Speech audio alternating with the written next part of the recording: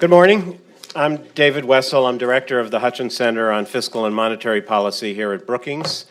Our mission is to improve the quality of fiscal and monetary policy and public understanding of it, and we hope to take a step in that direction today. It's been 7 years since the onset of what Ben Bernanke has described as a financial crisis worse than the one that led to the Great Depression. And in the wake of the Great Recession, the disappointing recovery, I think we're confronted with several big unanswered questions about the economy. Why has productivity growth been so slow? Why isn't business investing more? Why has it been so hard for central banks to get inflation up to their 2% target? I mean, when I started covering central banks, getting inflation up was not their major challenge.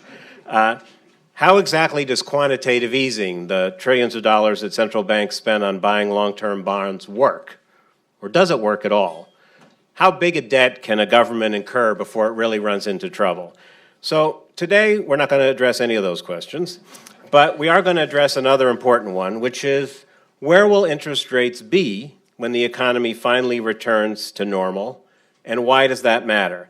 Now, I suspect to many American consumers and business people, that doesn't sound like a very important question. They're probably more worried about what's going to happen to interest rates in December and what's going to happen to the interest rates in the near term on their savings, on their auto loans, on their variable rate mortgages. But as we'll hear today, this question, what is the long-term equilibrium interest rate, is really a very important one, not only to the Fed, but to savers, investors, and businesses as well. We'll hear today that there's been a marked decline in this measure over time, and we'll ask some questions about that. Is this a symptom of some economic malaise, of secular stagnation, or does it reflect the aging demographics of economies, particularly in Europe and Asia, that have produced a glut of savings that is putting interest rates down? Is this a long-lasting trend or a temporary one that'll dissipate as we finally recover from the Great Recession? Does this mean that the Fed and other central banks are going to repeatedly find themselves with interest rates at zero, concluding that that's not low enough? Does this mean that governments can safely borrow more than we thought they could? What does it say about the returns that pension funds can expect over the coming decades? Now, answering these questions, which is hard, does require a look at history. It's hard to know where you're going unless you know where you've been. And it also requires some economic models, because the long-term equilibrium interest rate, sometimes called the natural rate, cannot be observed directly. There's a wonderful quote in the Williams and Laubach paper from an economist named John Henry Williams. Is he related to you?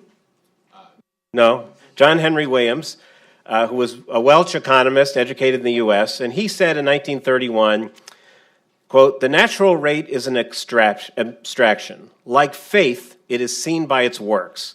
One can only say that if the bank policy succeeds in stabilizing prices, the bank rate must have been brought in line with the natural rate. But if it does not, it must not have been." So that's why you can't understand what the Fed is doing right now. Today's event is sponsored not only by the Hutchins Center, but by the Initiative on Global Markets at the University of Chicago's Booth School of Business, which originally commissioned one of the papers we'll hear today. This joint venture is a first for the Hutchins Center, and we look forward to doing more of this. In fact, we've already scheduled our second one in Chicago for November 10th, when we'll discuss a book we're putting out called The $13 Trillion Question, a book that looks at not how much the Treasury should borrow, but how it borrows. And like this event, that event will be webcast, so if you can't make it to Chicago, you can still participate. This morning we're going to begin with a paper that has 4 co-authors, which is a miracle in and of itself. 2 from academia, Jim Hamilton of UC San Diego and Ken West of the University of Wisconsin, and 2 from Wall Street, Jan Hatzius of Goldman Sachs and Ethan Harris of Bank of America Merrill Lynch. They're going to talk about the equilibrium real funds rate, past, present, and future. And then Anna Cieslak of the Fuqua School of Business will respond, and my colleague Louise Shaner will come up and have a brief conversation with them. And if we have time, we'll take some questions from the audience. After that, we're going to hear from John Williams, president of the San Francisco Fed, on a paper he and Thomas Laubach, director of monetary affairs at the Federal Reserve Board, have done updating earlier work. And we're very pleased that Maury Obstfeld, now the chief economist of the IMF, will respond to that. I'll moderate that discussion. And finally, we'll turn to the implications of all this in a panel with some of the authors and respondents and with Anil Kashyap, my friend from the Booth School. If anybody's moved to tweet about this, we have a hashtag equilibrium. I can only imagine the other things that will show up under that hashtag might be more interesting. With that, let me invite Ken West to come up and present the first paper.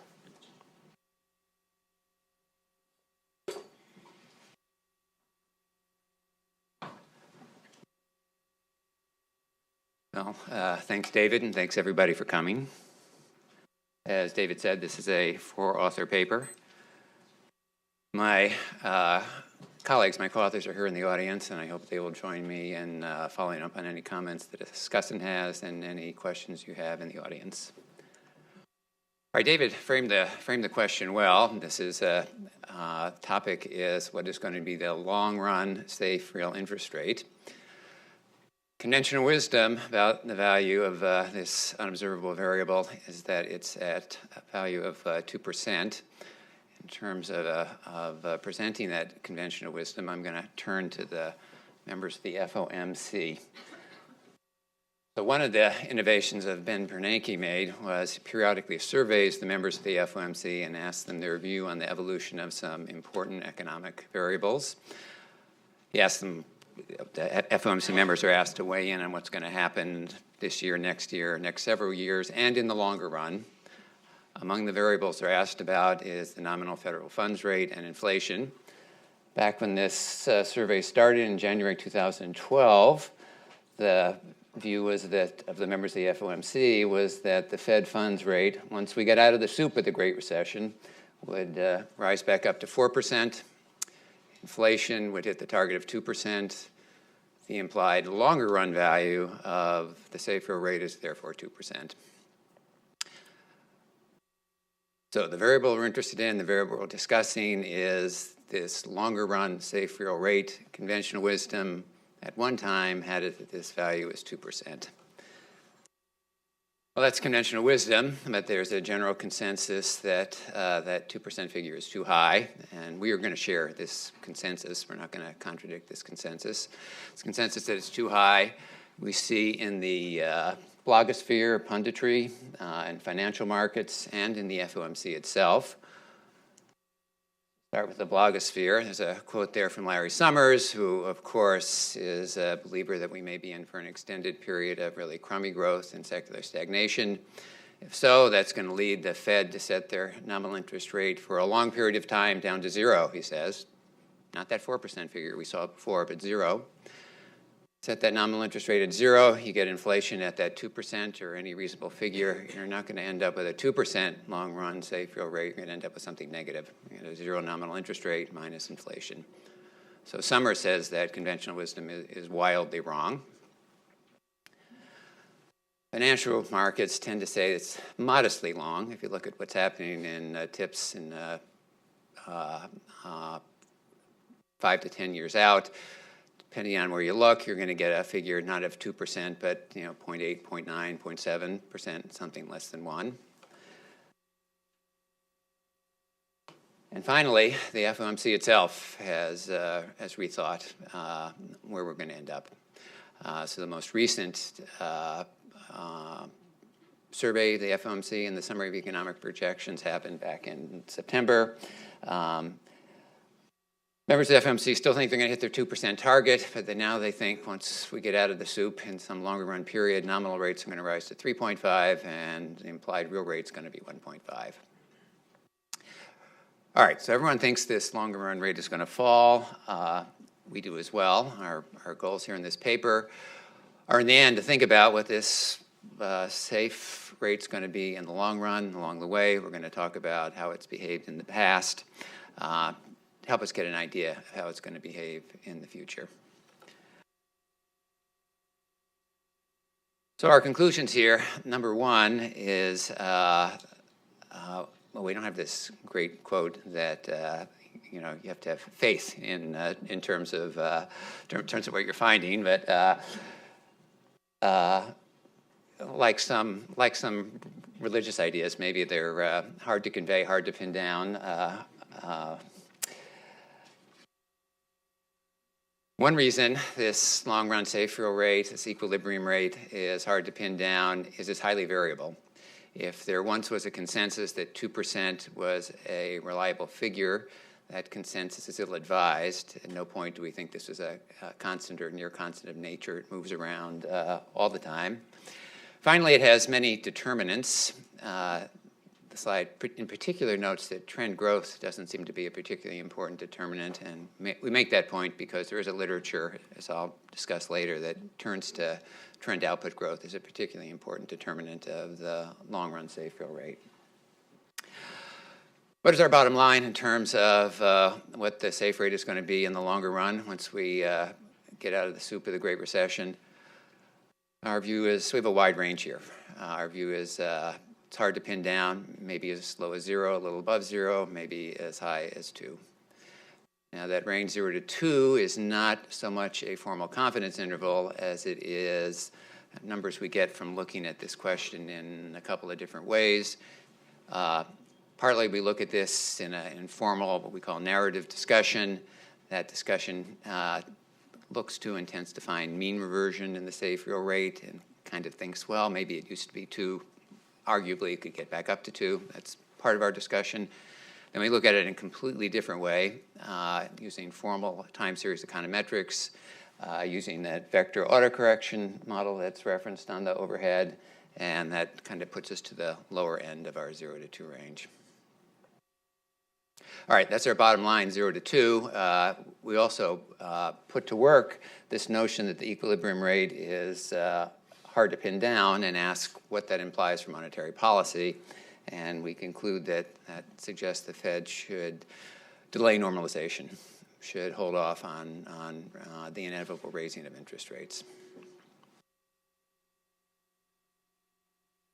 Okay, a bit of overview on methodology. I'm going to have a hard time limiting myself to a single adjective to put in front of real rate. Sometimes I'll say steady state real rate. Sometimes I'll say long run real rate. Sometimes I'll say equilibrium real rate. Sometimes natural rate. So my apologies. In any case, whatever word I'm using, we are thinking, as did the FOMC in that summary of economic projections, where are we going to be once we get out of the soup? What is the longer run value? What is our forecast, 5 or 10 or 12 years from now, or that 5 or 10 or 12 is something that, is uncertain. For what it's worth, in our one set of estimates, that 5 or 10 or 12 we pinned down as 7 years from now. For my fellow economists, let me say that our analysis is reduced form. So the professional economists in the room will when they hear the adjective equilibrium rate, they may think about output gaps and constants and Taylor rules and other such things. There's none of that here. We're really looking at correlations and reduced form stuff. And consistent with that, when we try to get a measure of the equilibrium rate, we're not doing anything fancy. We're just taking our data.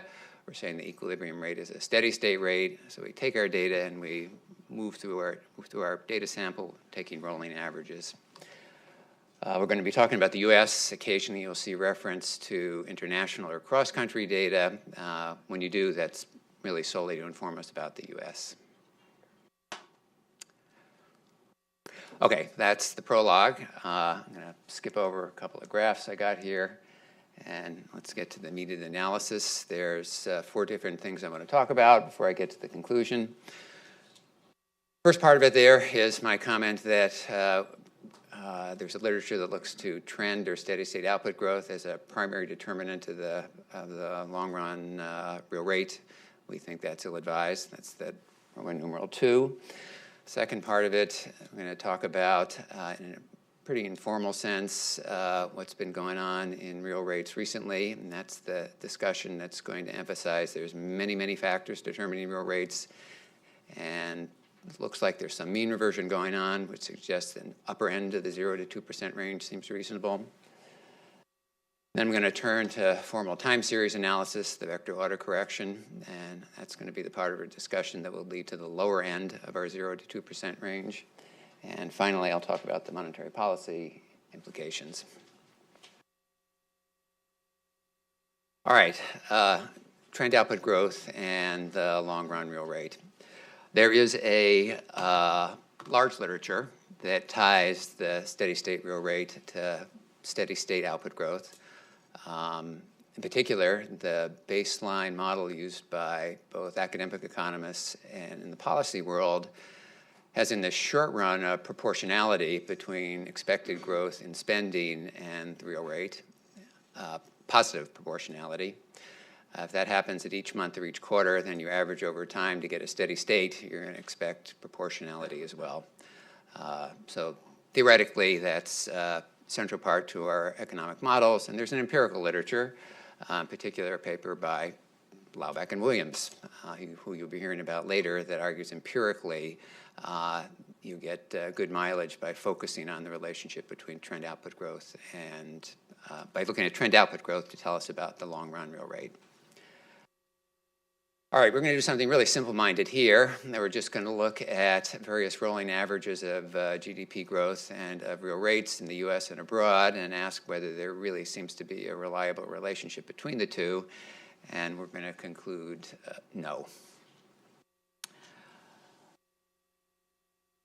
So the paper, which I recommend to you, it's on the website here, has a bazillion different graphs and tables and numbers in it. And let me just illustrate the basic idea with one graph looking at post-war U.S., in which our averaging occurs peak to peak in post-war U.S. business cycles. The graph here on the horizontal axis is the real rate. On the vertical axis is GDP growth. Each of those dots is an average over a business cycle from peak to peak.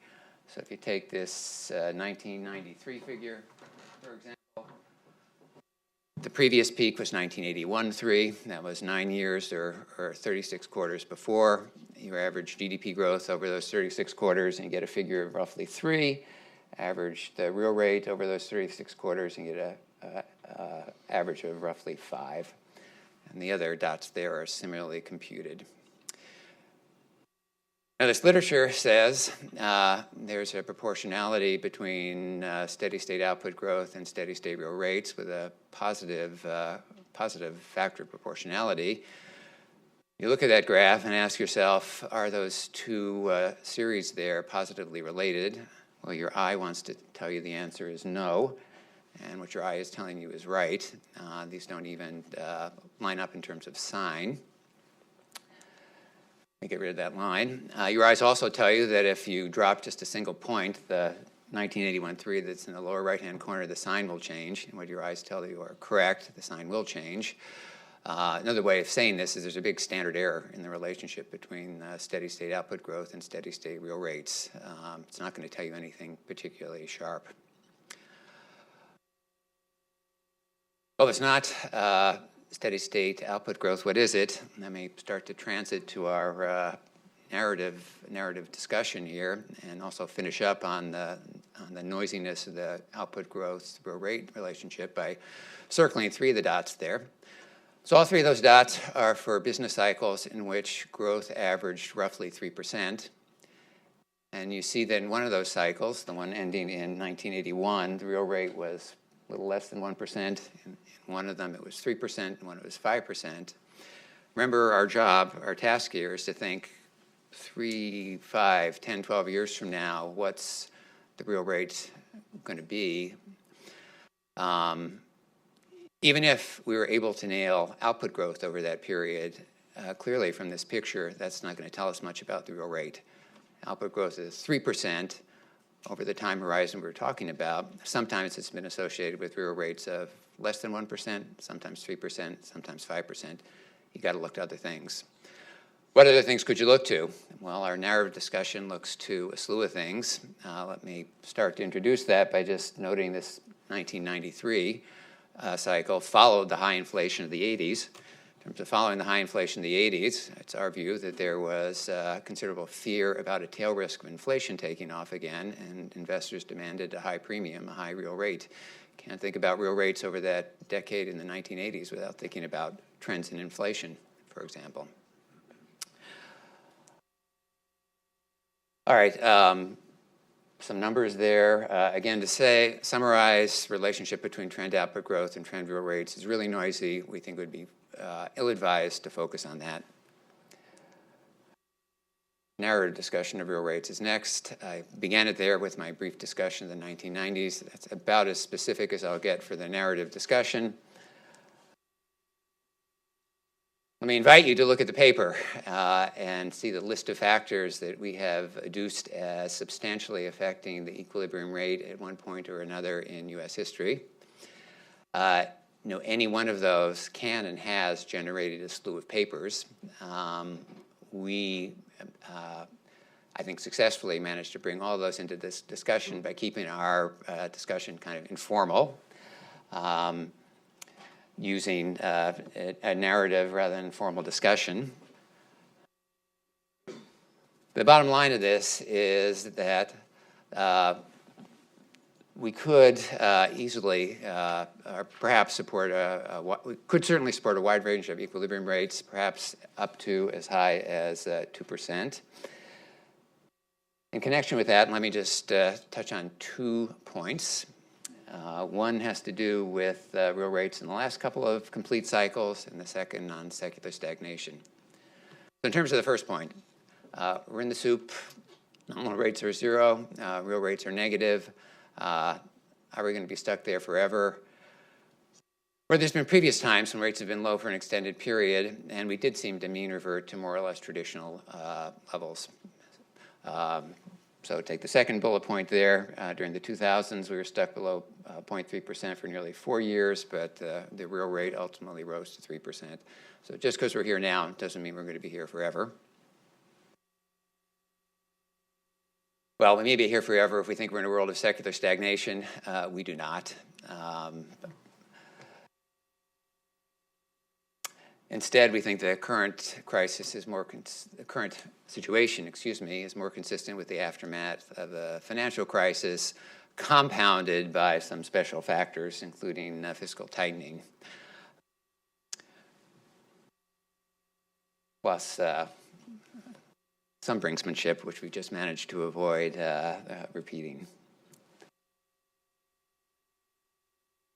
So equilibrium rate is affected by a lot of factors. There is some evidence of mean reversion that can push us to the upper end of our 2% range.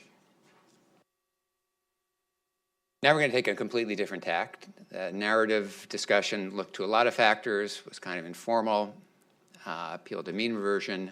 Now we're going to be really narrow, just look at interest rates, be a little more formal. In particular, we're going to develop a model for the short-term, for the interest rate. It's going to be a bivariate model that will have point-in-time observations on the U.S. safe rate using annual data. And it's also going to have the global steady-state rate, worldwide steady-state rate. We're going to get the worldwide steady-state rate by computing the steady-state rate in each of 17 countries in our sample. We get the steady-state rate for each of the 17 countries in our sample. Then in each year, we order those from high to low, and we pick out the median value, and that is our global steady-state rate.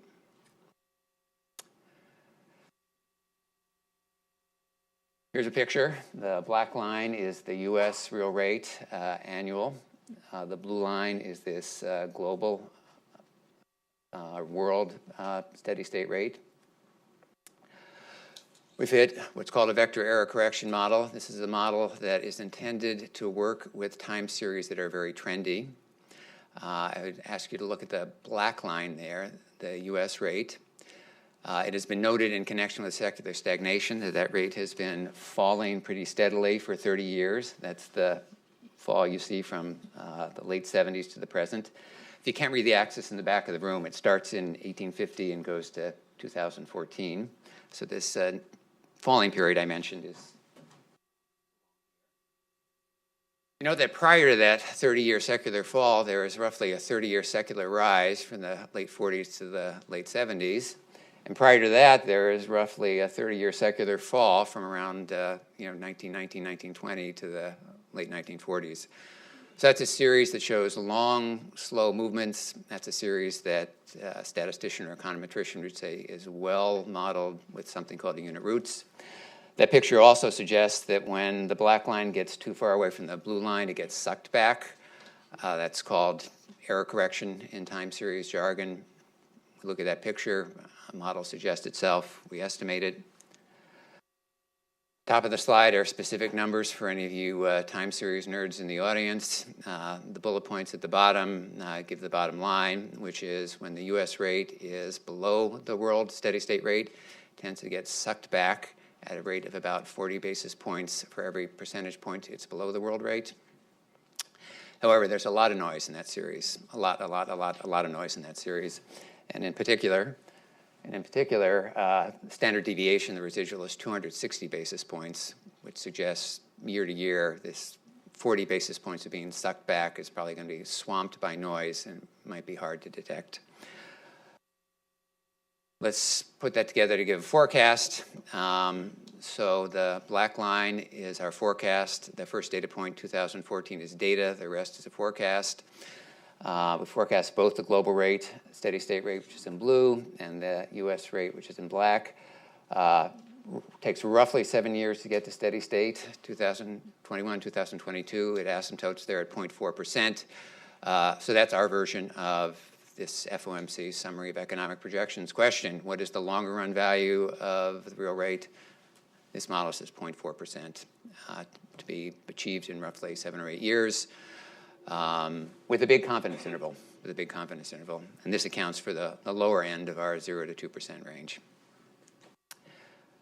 Finally, I've been talking about point estimates. That previous graph had huge confidence intervals in the dashed lines. Let's talk about the monetary policy implications of those huge confidence intervals of a lot of uncertainty. So there is a literature that notes that when a monetary policymaker is uncertain about what's going to happen, it pays to be cautious, to not do much. In the particular context of maybe you're uncertain about the equilibrium rate, about the long-run safe rate, there is the paper by Orphanides and Williams that argues that this general prescription, this general presumption that when you're uncertain you should move slowly, it applies in particular to when you're uncertain about the equilibrium rate. So what we do is ask whether this presumption has empirical bite when you use a serious and realistic model of the U.S. economy. And in particular, we take the FERBUS model, which is the official staff model of the Fed, and we ask the question, suppose you are uncertain about the equilibrium rate and you use the FERBUS model to think about what to do, how does that affect what a monetary policymaker does? How does that affect? Does it have a big effect? Does it have a small effect? So we're going to, in terms of the jargon that's going to appear on the picture, we think about, do you just want to adjust smoothly, or would you like to move cautiously and put inertia into the rule? And quantitatively, we conclude you certainly do want to put inertia into the rule. So the black line there is a smooth adjustment of the rate that would be appropriate if there was no uncertainty about the equilibrium rate. The green line is what comes from uncertainty. You'll note that you delay normalization. That's at the to your left, far left of the picture there. The green line stays at 0 for longer, and compensate a bit by raising more steeply in the end. Now that is a reason to delay normalization. At least in my view, that's not the number one reason to delay normalization. Here's a bunch of other reasons. I have to say, we first presented this paper in February. The slide is unchanged from February, unchanged. So there's still a bunch of reasons to delay normalization. Labor market, inflation, the risk to global growth. There you have it. Thank you.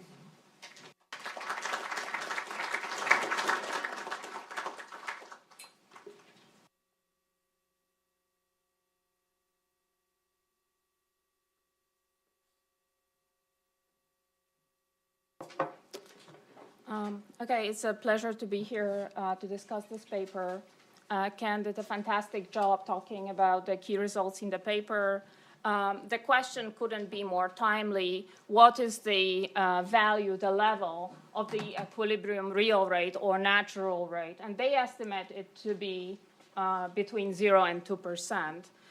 They find little support for secular stagnation, view that the natural rate is going to stay low for an extended period of time because of weak growth. So I will talk about 3 comments. I should say that I am in broad agreement with the conclusions of this paper, and I will just provide some additional evidence on the results that the authors reach. I will talk about the distinctive properties of real rate implied by the models that we estimate as econometricians versus what private sector thinks and what policymakers think in their forecasts. I'll also talk about the amount of uncertainty and the level of long-run growth and whether or not we should actually give up completely or there being a link between growth and the interest rates, okay? And through the talk, I'm going to highlight the perspective of an agent who forms their expectations in real time, okay? So let's look at a bunch of estimates that are out there. These are recent estimates of the natural rate. So 3 groups of estimates. The first one are model-based by econometrician. Second one, policymakers, including FOMC members and CBOE. And finally, private sector forecasts of averages of inflation and nominal short-term interest rates, which give rise to something which should be in the ballpark of equilibrium real rate, okay? Vastly different. And what you can see immediately is that model-based estimate would suggest that the real rate is negative, equilibrium real rate is negative, and so very negative in a way, while the real-time forecasters would say, well, it's in the range between probably 0 and 1.7%, okay? The estimates based on models differ not only in the current level, but also in the time series dynamics, and vastly so. Okay, so here are 3 representative estimates, including the paper that I believe John is going to present, the red line, and the blue line shows you an estimate of the equilibrium real rate from Chicago Fed, and finally, that gray line is a recent estimate by Cordia. You can see vastly different estimates, and it's true that assumptions and horizons over which those equilibrium rates are computed differ, but within each particular model, which you can't see, confidence intervals, there is a confidence interval around the blue line, which you probably cannot see, but what that confidence interval tells you is that, in fact, those 2 lines just don't overlap, okay? The red and the blue line don't overlap. So vastly divergent views of where the equilibrium real rate is today and also how it evolves over time, in particular how much time variation there is in the rate. Now let's look at the second set of estimates, which is survey-based estimates. These are real-time estimates that are formed by professional forecasters. 3 lines, 2 solid lines, are showing you the equilibrium rate that is midterm of the horizon of about 5 years, and probably the closest to the notion of the equilibrium real rate is the dotted line, which is a really long-term forecast of that rate. It does go down, but it doesn't go down as much as our models would suggest, okay? So my data ends in 2013, but the number that the data survey forecast suggests is about 1.5, okay? At the same time, when you look at the confidence intervals implied by the range of survey forecasts in the long run, probably you could reject that people think the real rate is below 0, okay? So very different views of the world between real-time forecasters and econometricians. Now, I believe it is key to really understand how agents form expectations in real time for the simple reason that those expectations get impounded into interest rates and are a basis for decision-making, economic decisions, and then financing costs for households and firms. So I spent some time thinking about how people form expectations about the short rate. And this chart is showing you term structures of expectations by professional forecasters. This is the forecast of effective Fed funds rate from today, 5 quarters out. What you can see is clear systematic pattern where agents expect the Fed to tighten more than it turns out to tighten ex post. Okay? What does that mean? It means that forecast errors are going to be large ex post. This chart is showing forecast errors that agents make at a 1-year horizon. It can easily reach minus 400 basis points. And you can clearly see a systematic pattern in those forecast errors. Okay? Now, you might not believe survey forecasts. That's fine if you look at asset prices that kind of load on the same object, like a federal funds futures, they would give you a very similar picture, okay? Now, in my work, I have argued that post-85, that forecast error has been moving very strongly with errors that people make about unemployment and output gap, and much less about inflation, okay? So this suggests that what this forecast error really represents is the forecast error about the real rate at 1-year horizon. Now, the systematic nature of the error is problematic when you want to do econometrics in full sample, okay? And what this chart is showing you is 2 types of real rate estimates. Admittedly, that's a short-term real rate. But the red line is showing you the survey forecaster, what they think real rate is going to be. And the black line is showing you what an econometrician thinks, having access to the entire time series of data. The econometrician is not using any revised data, but I assume that they have access to the full sample and estimate parameters on the full sample, which most of our models do. And what seems to be the case is that econometrician thinks that the real rate is going to be actually lower than the real-time forecaster. So that dynamics is showing you the wedge in expectations between the econometrician and the real-time forecaster, and obviously this wedge is very, very significant, okay? So it can reach up to minus 200 basis points in recessions, okay? So it seems that econometrician has a more pessimistic view about the real rate than a real-time agent.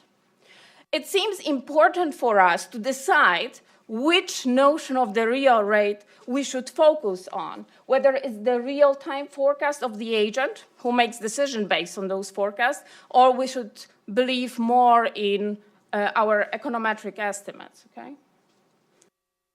Now, going to my second comment about there being uncertainty and decline in the level of growth, okay, which seems to be at the heart of many models that we use. This chart is showing the term structure of forecast of real GDP growth from surveys. And the dotted line is 1 quarter ahead forecast, the red line is 1 year ahead forecast. Now, superimposed is the really long-term forecast of growth. Looking at that chart, I see little evidence that we are in a period of really unusually low growth expectations. And again, the blue line is showing us 10-year expected growth range, okay? Which seems to go together with the intuition in the paper, but against the secular stagnation view. We are sort of back to normal, okay, above 2%. Now, maybe the level of growth expectations hasn't changed, but the uncertainty has increased, okay? This could still push interest rate downward. So I can cast some light on that question, again, using the physical distributions that agents have in mind when thinking about the distribution of growth expectations. And you see here two plots. One is before crisis and after crisis. And these are the expectations or the probabilities reported by real-time forecasters that growth is going to be in a particular range, okay? It is true that on the right-hand side you see, yes, in the short run, growth expectations declined, but after 1 year we were sort of back to normal. The uncertainty has just increased. What about today? This you can see in the lower graph, okay? In the lower graph, on the left-hand side, you have current distributions as viewed by forecasters. And on the right-hand side, you see 2 decades ago. To me, those two distributions of growth as perceived by agents look really, really similar, okay? So I don't see that either uncertainty about long-term growth is vastly different today than it was a couple of decades ago, or the level of growth, the point estimate, is vastly different, okay? And I think the point makes a very, very important, the paper makes a very important point about the relationship between growth and interest rates, for the reason that in most models, the positive relationship between growth and interest rates is at the core of the analysis, okay?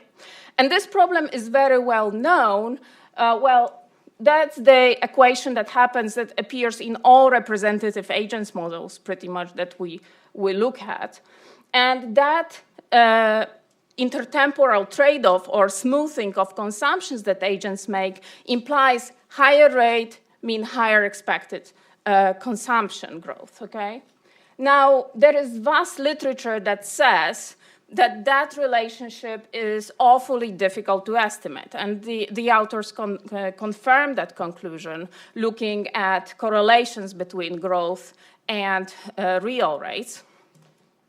So I think that's a very important takeaway from that paper, that building our models on a relationship that is really difficult to detect empirically may not give us reliable conclusions about where the equilibrium real rate in fact is. Looking at survey forecasts again, very different conclusions about the relationship between growth and real rate, ambiguous results, as the authors seem to find. People think that productivity growth and the real rate seem to be negatively correlated, but GDP growth and real rate are positively correlated. What I would welcome is more analysis that decomposes the growth of real GDP into components, productivity and inputs, okay? And my final comment is whether we should entirely give up on the link on there being a robust link between real rates or interest rates and growth. And I do think that we have very robust evidence that such link exists, not maybe in the long run, which is difficult to detect, in the shorter run. We know from previous studies that the term spread, the slope of the term structure, is a very robust predictor of growth, okay? Now, conceptually, slope moves of the nominal yield curve can move around for 3 reasons: expected inflation, term premium, or the real rate, okay? And I've done some work that tells me that about 60-70% of variation in the slope is due to the real rate variation. Okay? So what this very well-established relationship between slope and growth captures is an intertemporal trade-off in a relatively short run. In other words, what the slope of the term structure seems to capture is a gap, real rate gap. Okay? So deviation from of the short-term real rate from equilibrium rate. And it seems to be really useful to analyze this insight further, because as much as equilibrium rate is important, it is also important to understand where monetary policy stands today in terms of real rate compared to that equilibrium rate. So let me conclude. I broadly agree with the conclusions of this paper, looking at the data that I have analyzed. I do think that it is really important for us to embrace the notion that real-time expectations matter, because they are the basis for decision-making. And those seem to be based between the discrepancies between models and those real-time expectations are just too large to ignore. Okay? There are some strong model assumptions that underlie much of our analysis, and I do think that thinking more carefully about how those assumptions translate in estimates is really important. Okay? So, great paper, very important topic. Thank you.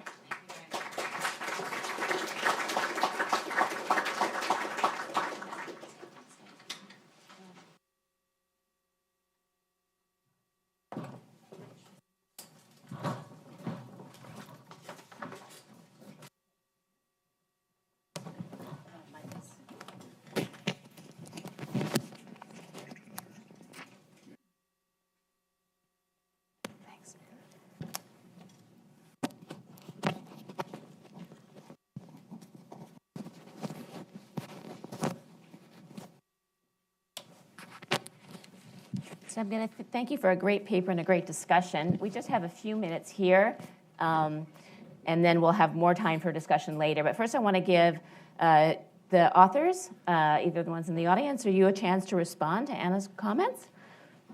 But they're great comments. I learned from them. I enjoyed them. Anybody? Yeah, that was Jim Hamilton. Okay. Jim Hamilton, thanks. I agree with Ken. Those were fantastic comments and great evidence that I think complements quite a bit what we say. One thing I'd emphasize, and I think you were trying to say this too, there's a difference between a 1 year ahead forecast and a 7 year ahead prognosis. I mean, I think we all agree that what happens to GDP in 2016 is going to be related to what the Fed funds rate that the Fed sets. But the question is there this long run correlation? That's the evidence that we looked for and found a lot less confirmation than we were expecting to. Okay, I have some questions. Okay, so let me ask you a question. So you give this this narrative, which is really interesting, but so do you not have sort of one story for the reason for the secular decline in the real rate that we've seen since the 80s? Or is it really just a bunch of series of different things that have happened along the way? Bunch of series of different things. We can point to perhaps productivity, demographics, global savings glut, changes in discount factors, many things. Many things. So Yes. There's not like, oh, here's what really is the big story. Correct. Do you think that your paper shows that there is no important relationship between the growth rate of the economy and the real rate, or just that it's really hard to prove? My view, very hard to prove. Very hard to prove. It's got to be a factor. It's got to be a serious factor. However, so many other things are also serious factors that the link is hard to identify, and it would be foolish to rely exclusively or predominantly on that link. So you give an estimate of the real rate that's sort of relatively low relative to history. If you don't know sort of what causes it, why is it that you've sort of gone lower in the near term? Well, first, let's review that we have this range from 0 to 2, Yeah. and 2 includes the traditional value. And I would say that the 2 has to do with maybe what's happened in recent history we'll return to. The lower end, in terms of the forecast I ended up with, had to do with just looking at rates itself, which is rates are low globally. And if rates are low globally in an integrated capital market, we're going to expect U.S. rates to stay low. The story as to why rates are low globally, we do not supply. Mm-hmm. So what would you say actually to someone from CBO who actually got into trouble when they sort of changed their productivity growth rate and didn't change their interest rate assumption? When you're trying to do these long-term forecasts, would you say you should still sort of go back to theory and assume there's a relationship, or should they let those sort of become disassociated? Well, I would quote Chairman Mao and say, let 100 flowers bloom, let 100 schools of thought contend. I think you should not rely on any one approach to think about any important economic question. And I think actually we illustrated that in the paper with two wildly different approaches. So if part of the CBO's forecast ties interest rates to productivity, all to the good. If part of it does not, so much the better. So sort of assume there's something, but maybe discount it a lot because, Right. put a little bit of nod to theory, but not 100%. Right. Yep. Yeah, Jan? Hi, Jan Hatzius, Goldman Sachs. I mean, I would answer your question also saying that you shouldn't be too confident in the link. And if you think about it in terms of coefficients, if you have a 1 percentage point slowdown in potential growth, for example, I would be reluctant to put all of that, 1 for 1 into a lower equilibrium rate. Maybe half. I think I could sort of see myself doing that. But I wouldn't give up on it. But just basically pass it through only partially into R star. And so let me ask another question, which Anna mentioned, which is, so when we're looking forward, a lot of the slowdown that we expect in real GDP growth is coming from demographics, from slower labor force growth, and not some from also slower productivity growth, but not all of it. Different models will have different implications about whether or not that slowdown in labor force growth is going to feed through to the equilibrium real rate. Did you think about trying to separate out the two? And do you have any intuition about whether or not would you be able to see that in the data, or? Yeah, I'd emphasize the point about it's a world capital market. And I think too much of this discussion looks at U.S. demographics or whatever, but the U.S. rate cannot permanently deviate from the world rate. Well, but the demographic change is pretty much worldwide, I think. I think so. If you look at many countries are having a slowdown in labor force growth. So I think you would still, in fact, faster than the U.S. on average. So I think that actually might make it even a bigger effect than what you'd see if you restricted it to the United States. So, and does anybody else? Okay, we can turn to some. We have a few minutes for a few questions from the audience. There's one back there.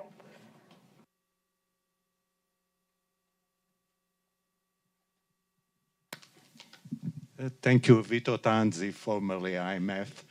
In the early 80s, there was a lot of discussion about the relationship between interest rate and taxes. Taxes came down dramatically since the 80s. In the 80s, the normal real rate was assumed to be 3%. In your models, many assume that it is 2%, but I saw no reference to taxes in your discussion. Should we ignore taxes? By the way, tax came down dramatically since the 80s. Wow. So I had that slide with the narrative discussion. It listed, 12 things? Should we have included taxes on that? I have to say, we thought we told a coherent story without reference to taxes, but perhaps there's another bullet point to be added.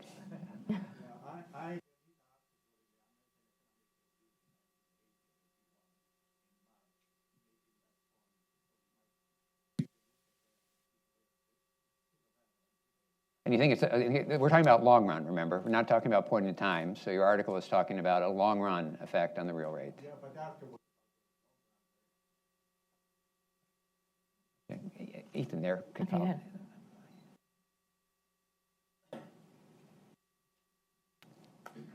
Yeah. Ethan Harris. I feel compelled to say something since I'm an author here. I just wanted to reinforce the point about this, why we're skeptical about the idea that the real rate has dropped as much as people think. We have to remember that this story is not new. We had exactly the same story in the last business cycle. You had the so-called new normal, and it's now being recycled again. The other thing I would say is my personal view is that the main reason why rates have been so low in this recovery is because we've had massive post-crisis deleveraging. We've had a global backdrop that's equally troubled.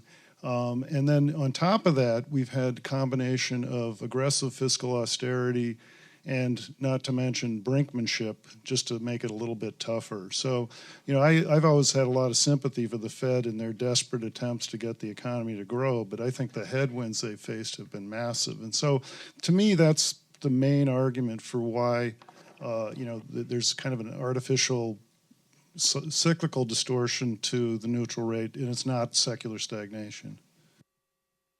Let me ask you a question about the brinkmanship. We were wondering about it. So you could think of it as affecting both the riskiness of the asset and also, I guess, investment demand. Is you think it's a matter of why is the brinkmanship bringing rates down? Well, I think of brinkmanship as basically discouraging investment and long-term commitments. So part of the reason for the subnormal capital spending recovery and weak growth in durable goods demand in general. And you could see it in real time. You know, you could see that as we approach the fiscal cliff and some of these other episodes, there did seem to be this kind of holding back in the corporate sector. Okay. There's a question over here, and can you please, please stand for when you ask questions. So identify yourself and stand right over there. This gentleman, if you stand, you'll help the. Hello, I'm Peter Doyle. In looking at your long-term series going back to the 1850s and so on, which I believe you used to in your modeling looking forward, there's no mention of capital controls either here or abroad, and presumably that greatly affects both the determinants of the real rate here and the connection with the world rate. So, and I also didn't see it on your list of another item missing from your list of bullets. Capital controls. Fair enough. I will say that we were able to tell a coherent story, certainly statistically, abstracting from capital controls. So that bivariate model with global rates and the U.S. rate, you're right, did not have any special dummies for periods of capital controls. Nonetheless, the data didn't seem to complain about that. Various statistical tests suggest that it fit the data well. But I take your point. I understand your point. There, Brennan.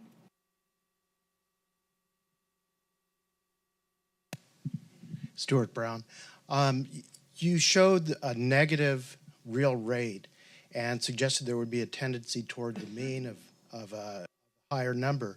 But I'm wondering if you studied periods of deflation and what happened in past periods of negative real rate to actually turn that angle around.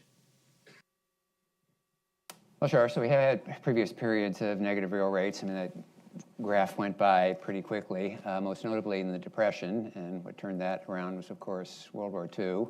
We episodically had negative real rates after World War I and in the 1970s. So I would say in all of those cases, what turned it around was that we ultimately grew. And I think I have confidence we'll ultimately grow. Part of the story of why I don't think negative real rates are here to stay. So I don't think any of us endorse the secular stagnation view that growth is gone. Anna, do you have any comments on any of the questions? I'll give you a chance.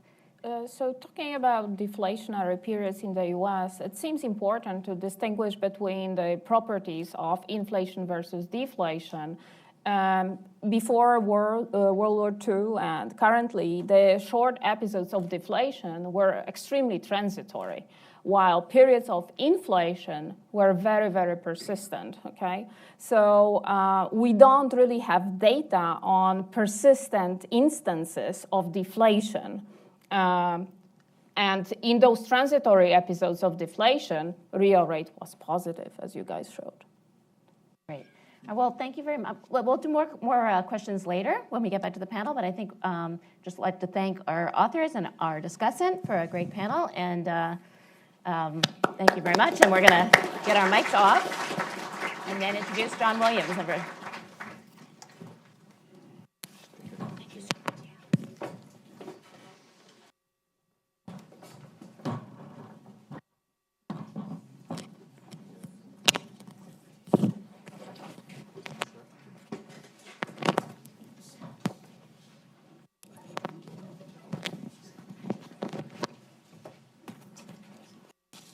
Well, it's great to be here, and I thank Anil and David for inviting Thomas and I to give this new paper on natural rate of interest. It's actually great that Ken gave such a great presentation and we had such a good discussion already, because I think we covered a lot of the basic topics and data and issues, and so I can do what I prefer to do in a presentation, talk about my own work. So. Importantly, in very tiny print, it says the views presented here are those of the authors and not necessarily those of anyone else in the Federal Reserve System. So there's 20,000 people. I am not suggesting support this. So let me give a summary. And it does relate closely to the paper, earlier paper in Ken's great presentation.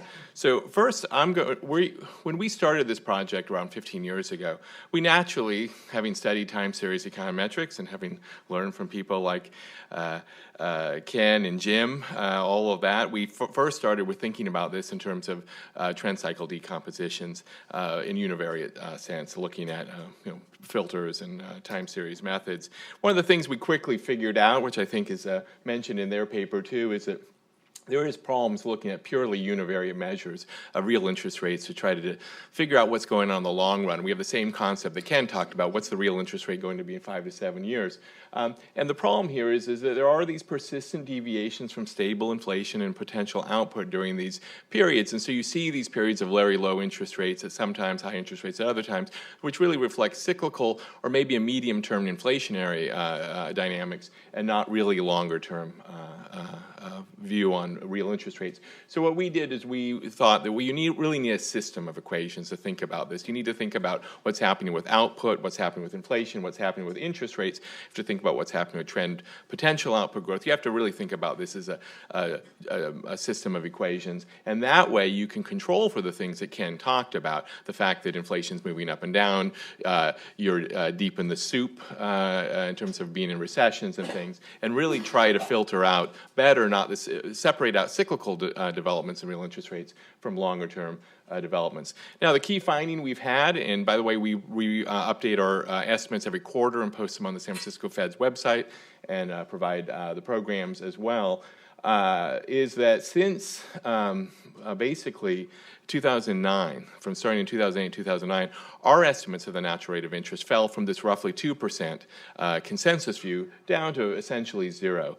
And importantly, our estimates show no signs of recovering since then. They're currently around zero as well, even in 2015 Q2. And this is, as I'm going to talk about, robust to alternative model specifications. And I will give credit to the authors. This morning we were at an earlier presentation of this paper, and that actually, I think, stirred both Thomas and I to think hard about a lot of the questions that they raised in their paper and how do we think about those in the context of our own approach.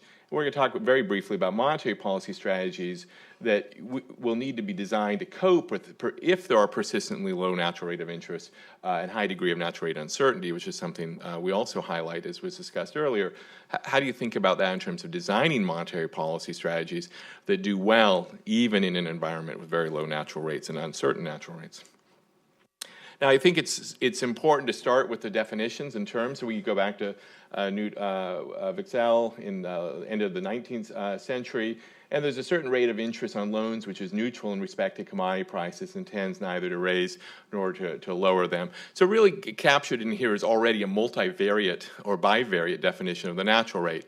And I'm going to come back to the John H. Williams quote, which I just think economists should write like poets. And that's such a great quote. How often do you hear the term faith in describing a model?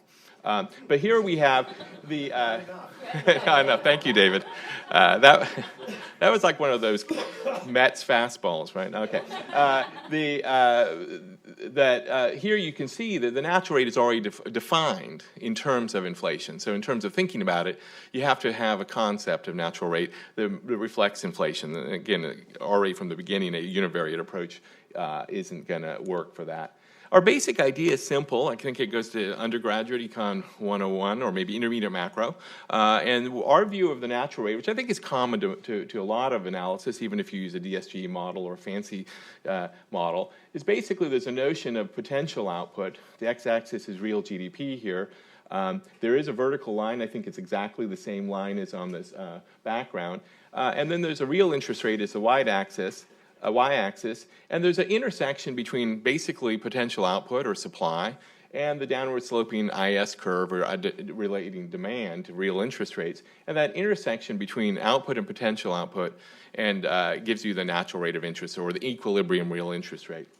In our paper, we're really focused on this, again, longer term or medium term notion, not the natural rate of interest month by month or quarter by quarter, but again, this 7 years out, I think, is very similar. So you can think about shifts in either any of these curves. Potentially, I think Ken had a dozen. I think we have the same list. We actually did have fiscal policy on our list because of the work Thomas Laubach has had made, showing that fiscal policy can have effects on long-term interest rates. And so you can think of more expansionary fiscal policy as shifting out the IS curve in the long run, giving you a higher natural rate. Of course, there's a lot of things that could affect that, as Ken talked about, and I agree, there are a lot. Now, one thing about univariate measures I'll just very briefly mention, given the time, is so here we show a bunch of bandpass filters, Hodrick-Prescott filters, Stock-Watson time series models, take some averages over 5 years. And the point was already, I think, made by Ken in his paper. We talk about it too. That first of all, you do see over decades variation in real interest rates. And if you look over the longer history, they can last for decades. You see periods of very high real interest rates, and obviously today, very low real interest rates. But one of the problems you see here is that during the period where inflation was rising, during the 60s, and early 70s, real interest rates were really low, and these univariate methods were saying, oh, well, the natural rate must be low. Well, in fact, what was happening was monetary policy was too easy. It was inflationary. Those low real interest rates weren't equilibrium. They were off equilibrium. Similarly, the early 80s, the great disinflation under Paul Volcker, the Fed purposefully raised interest rates above the natural rate to bring inflation down. And last point I'd make, and this is, I think, an important issue, is any kind of time series method that's on a univariate basis is going to look at 7 years of negative real interest rates, is going to assign a lot of that to the trend. I mean, it's just mechanically going to tell you that the trend real interest rate is very, very low today, and in fact, that's what all these estimates show, is roughly minus 1.5%, which is what real interest rates have averaged over 7 years. So this is kind of arguments that tell you you can't stop with a univariate estimate. So I'm not going to read the John H. Williams quote, but it is exactly how we approach this. This is the Laubach-Williams approach, is basically to say, let's come up with a model where if inflation is rising, and we're going to talk about inflation, not prices, but if inflation is rising, it must be the case that the real rate is below the natural rate, and if inflation is falling, the opposite is true. So you're inferring from movements in inflation and output a view on potential output, the output gap, trend output growth, and on the natural rate of interest. It's all inference indirect from the movements of inflation and output onto what the real underlying natural rate must be. Now, here are our main results. So first, let me show you the model equation just for the natural rate of interest, or R star. So on the right, you see that R star equals C, which is a constant which we estimate, times our estimate of trend growth, that in this case, real GDP growth, plus Z. So Z is the special sauce of Laubach and Williams. So this is the thing we should be focused on. This is where I tend to disagree a little bit with the emphasis on the earlier paper, because they really do highlight this C times G star part, which of course we talked about in the paper. It is a key element of our model. Talk more about that. But actually Z is doing the heavy lifting. This is going to be the variable. And what is Z? Z, we're going to assume, is an unobserved random walk. It moves persistently. In Econ Geek, it's an I1 variable, and it's inferred, again, from the data. Z captures, I'm looking at the 12, maybe 13, maybe 14 bullet points that Ken and other participants talk about that are not G star. So it is all the things that we don't observe directly or don't measure very well, is captured by this exogenous, what we treat as an exogenous variable Z. In the model, we estimate the output gap, the trend growth rate, and again, Z is highly persistent. We're thinking 5 to 10 years window of other influence in R star, but we're not going to actually put data in there. We're just going to let that be an unobserved variable that we're going to try to estimate. Here is our estimates going back to 1980. What's the blue line is called current estimates. That means if we estimate the data through the second quarter of this year, this is what we get for the retrospective view of what the natural rate is. Very consistent with the message that Ken gave. that, and I'll go back a little further. I think typical estimates of the natural rate, this is one of the speakers said this, a typical estimate was about 3% back in the 80s, about 2.5% in the 90s, 2% right on the cusp of the Great Recession. You can see the blue line coming down to about 2, and then with the bars are the recession dates, NBR recession dates, and then you see it plummet from December of 2007 into 2009 down to essentially 0. And has been 0 or slightly negative since. The red dashed line is actually, since we wrote this paper in 2001, we published in 2003, we have been doing real-time estimates throughout much of this, all of the period I'm showing. So these are the estimates you got in 2006, 7, 8, 9. As the data rolled in, we ran the model, we came up with the estimates. What's interesting here is that the red dashed line, the blue line during the period of the Great Recession, the last 7 years, have been basically the same. There's some minor deviations, data gets revised, the model gets re-estimated. But really, there's not some big disconnect between what we're seeing today. And if you had asked me the question in 2010, what's the natural rate of interest in the Laubach-Williams model, I would have said 0, and that's what I'm saying today, at least in this model. And so there's a consistent message here, and you notice there's really no signs outside of quarter-to-quarter movements of this thing moving off 0 yet. So going back to the slide that Ken presented, he said he presented that I think in February, and he hasn't changed the slide. I can do the same here. Our estimates haven't changed either. Let me talk a little bit about other estimates. We talked, I think Anna talked about this. I think it's really useful. But I'm going to put a word of caution. So what I'm going to on this at the end. So the first line is the blue chip survey. What's nice about that, I think Anna showed it, Ken may have showed it, it's asked what do you think real interest rates are going to be 5 to 10 years out. So the question really does conform to our view. So you see the estimate in 1990 about 3%, fell to about 2.5, 2.4, and today is roughly 1.2%. So it's a decline since the beginning of the Great Recession of 1.2 percentage points. If you look at TIPS yields, they went from 2.5 down to about 1 or a little less. Again, a decline of 1.5, similar to what the earlier speaker said. So when we talk about the Laubach-Williams estimates, they were a little over 3% in 1990, about 2% 2007. Again, a consistent message, and then fell to essentially 0 today. And that's a decline of 2.3 percentage points since 2007. So as was pointed out, we have the lowest estimates and the biggest declines compared to some of these other estimates. So what's happening in the Laubach-Williams model? Why is it saying that the natural rate of interest is 0?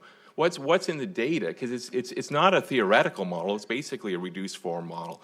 So what it's doing is it's looking at the pace of inflation. Inflation fell during the recession, but it's been relatively stable around core inflation, around 1.25%, 1.5%. So out of that, it infers that the output gap was very negative and then has corrected closer towards 0 as the economy recovered.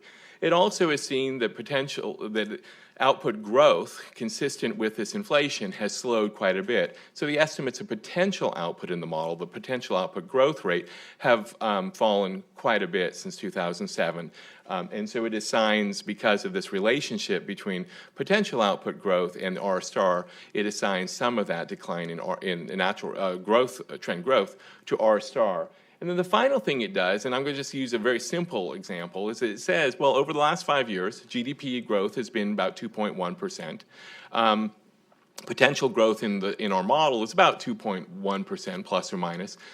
So growth has been basically on trend. The output gap now in our model has been closed for a little bit. It's actually positive right now. I'll come back to that. But basically, with growth at trend, with no signs of upward or downward pressure, major signs of upward or downward pressure on inflation, it's just saying, well, 5 years of this is probably, a lot of this is trend, a lot of this is permanent.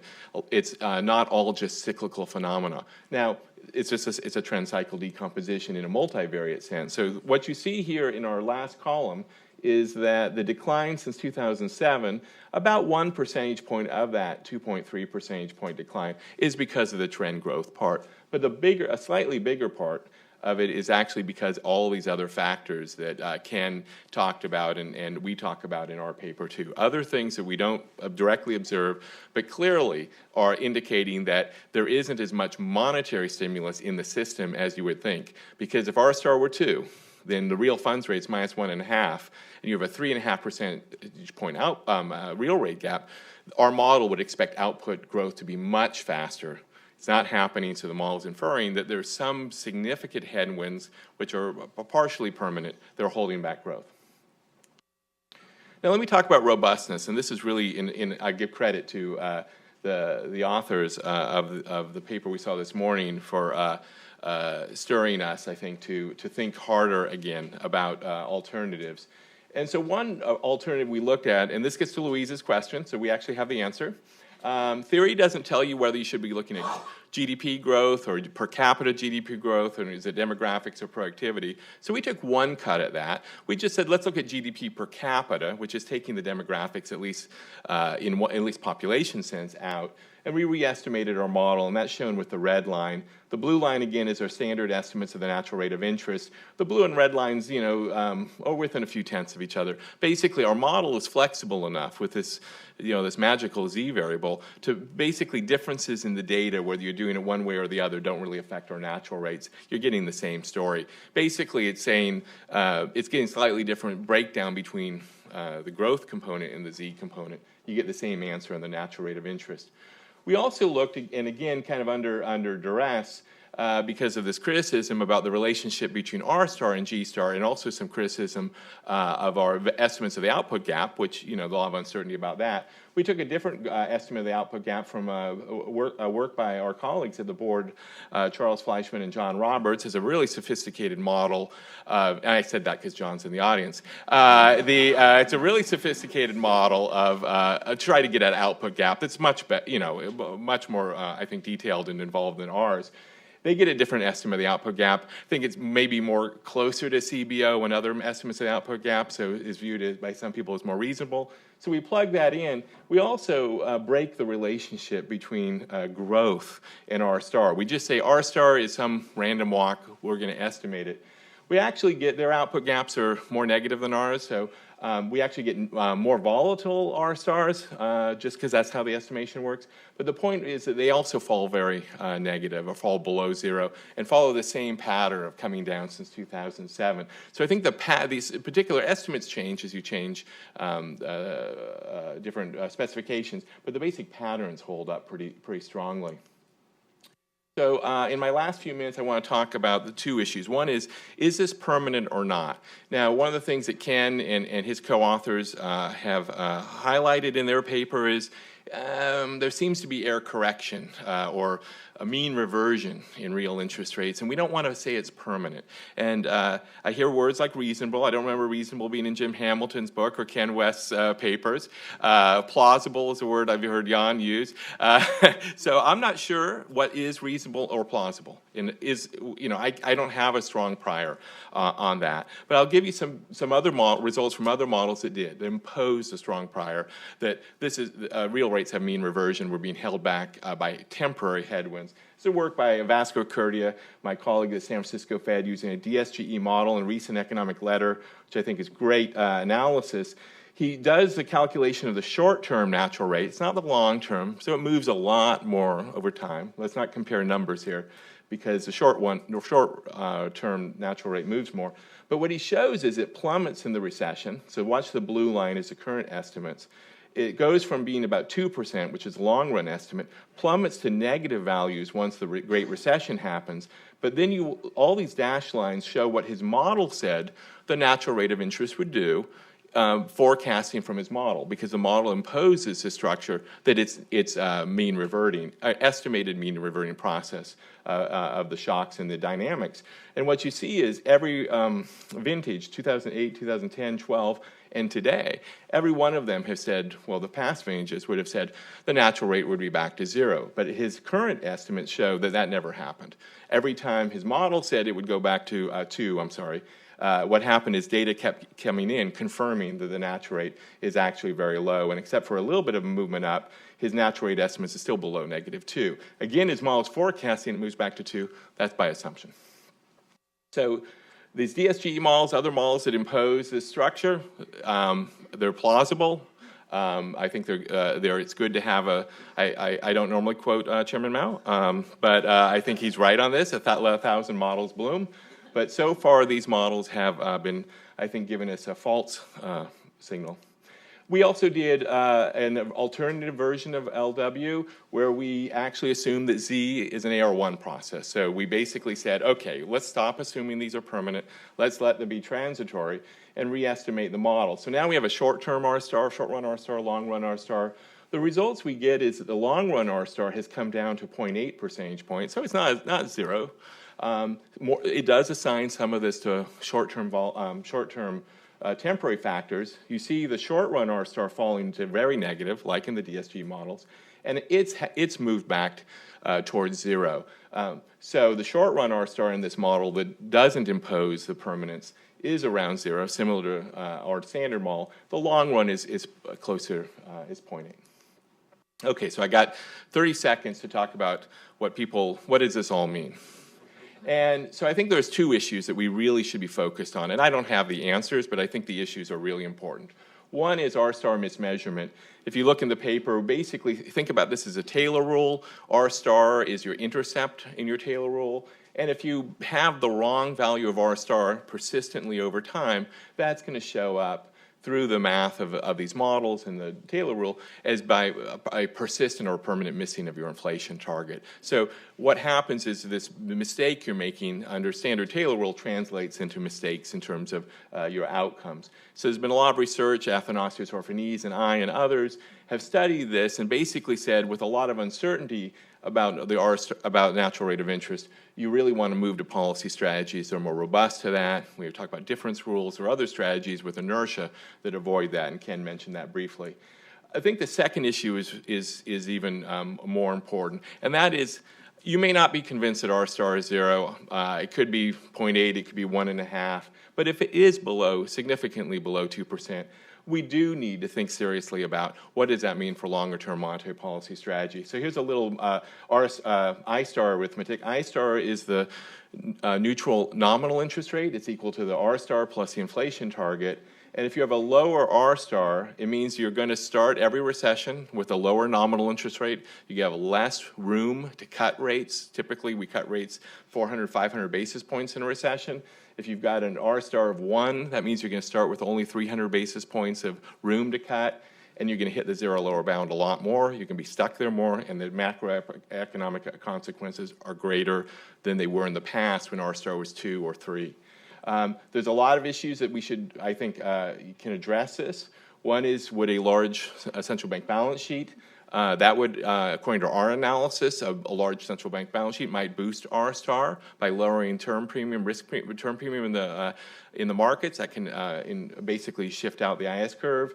You can think about a higher inflation target, as Olivier Blanchard and others have talked about. Again, this is just the arithmetic. If you need more buffer, that's one way to get it. I think there's issues about how easy it is to shift an inflation objective. There's the issue of using negative short-term interest rates, obviously QE, forward guidance, all the tools that we have shown that we can use, and other central banks have shown they can use around the zero lower bound or the effective lower bound.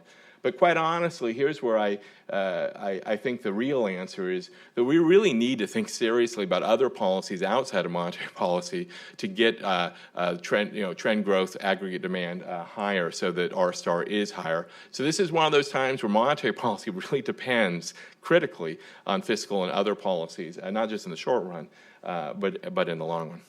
Thank you.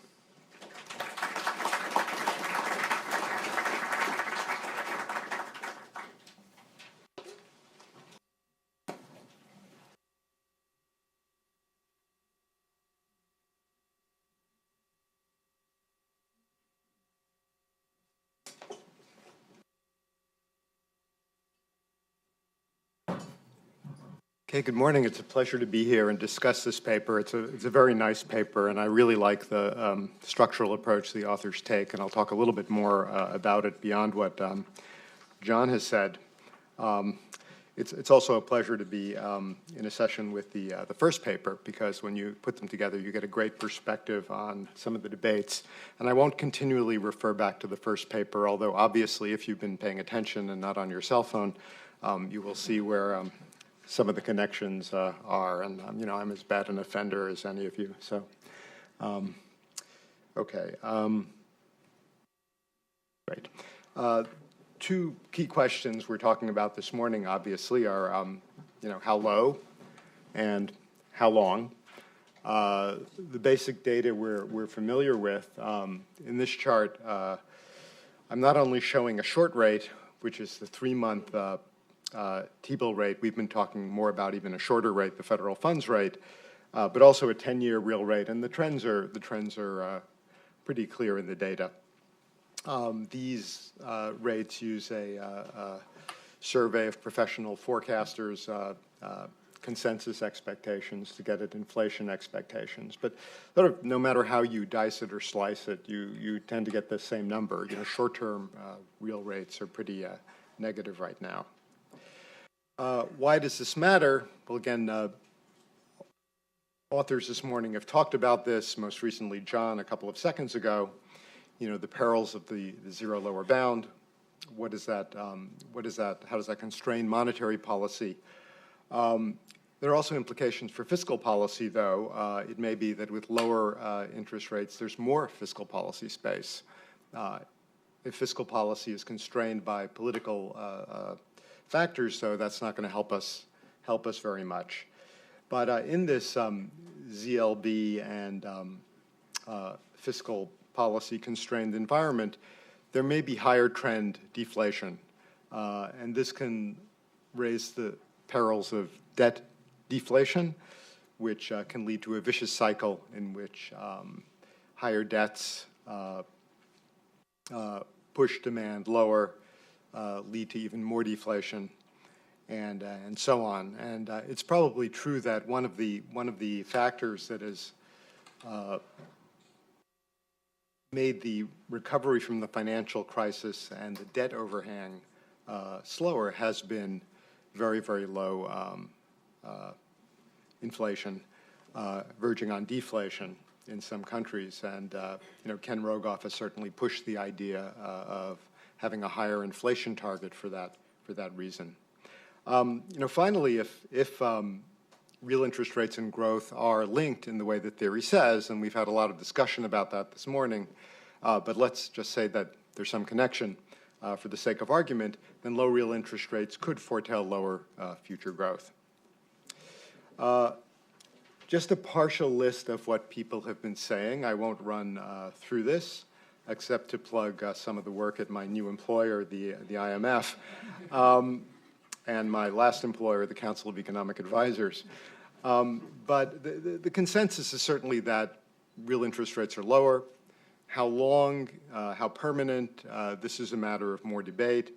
The most recent thing that came across my desk was the last item, the Geneva report from CEPR, which is more on the optimistic side about all this, but says we cannot be certain about either the magnitude or the pace of a recovery in the neutral real rate. And I think nobody in this room would disagree with that assessment.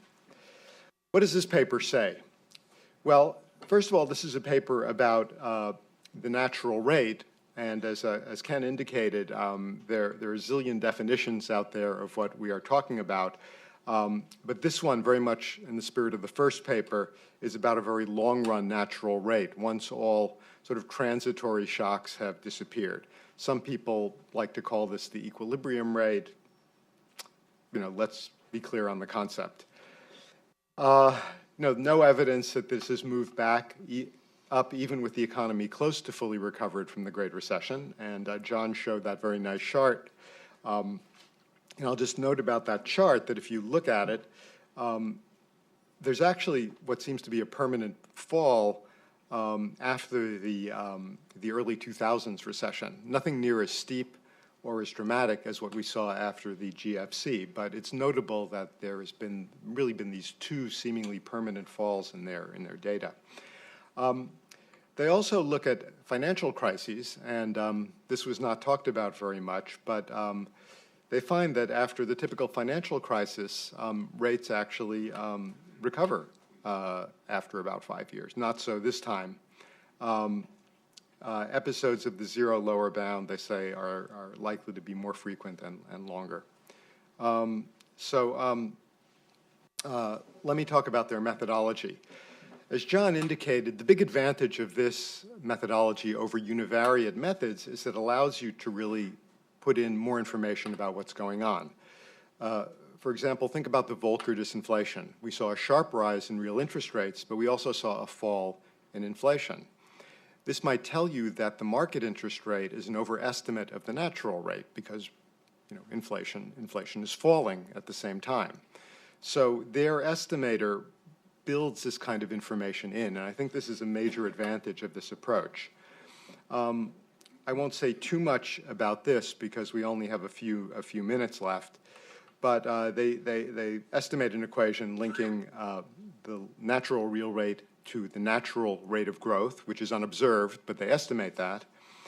And they find that their coefficient, which corresponds to the inverse of what Anna called sigma, the intertemporal elasticity of substitution, is about 1.3, telling us that sigma is about 0.77, very much in line with the types of estimates economists believe. In their reading, growth is rather important, but it's less than half of what's going on, and they have this portmanteau variable z, which covers everything else. I just want to sort of show you something that Jim Stock calculated and that he generously shared with me, though, that even if you use a univariate approach, if you look at really long-term fluctuations, there is a case that growth and the real interest rate are correlated. Now, this is the long-term rate, and these calculations are for periodicities greater than or equal to 12 years. But there does seem to be this long-term correlation. And notably, it increases dramatically when you add in the global financial crisis and the aftermath. So this is something we should think about. Okay, very few minutes left, so let me talk about some conceptual issues. One that's been mentioned and that is featured in the first paper is the open economy framework. The global capital market has become more highly integrated over time, and in principle, if that's the case, the real interest rate should depend on global growth, not just the domestic U.S. rate of growth. You could put these factors into the IS and Phillips curves that are at the basis of this model, and you can think that an extension might even allow you to get at some very elusive concepts that we worry about a lot at the fund, the long-run current account balance, the long-run real exchange rate. That would be pretty interesting. But just illustrating the coherence here, this shows the interquartile range of short-term real interest rates for a large sample of countries. And you can see that they trend very closely together. The weighted average has been negative, has come up a little. But there's definitely something about the global environment that I think we ignore at our peril when we try to analyze U.S. real rates. U.S. has also become a smaller fraction of the global economy, dramatically so over the past 15 years or so. So this is something I think we should take into account. Sorry, going the wrong way. A second issue I want to raise is the anchor for expectations.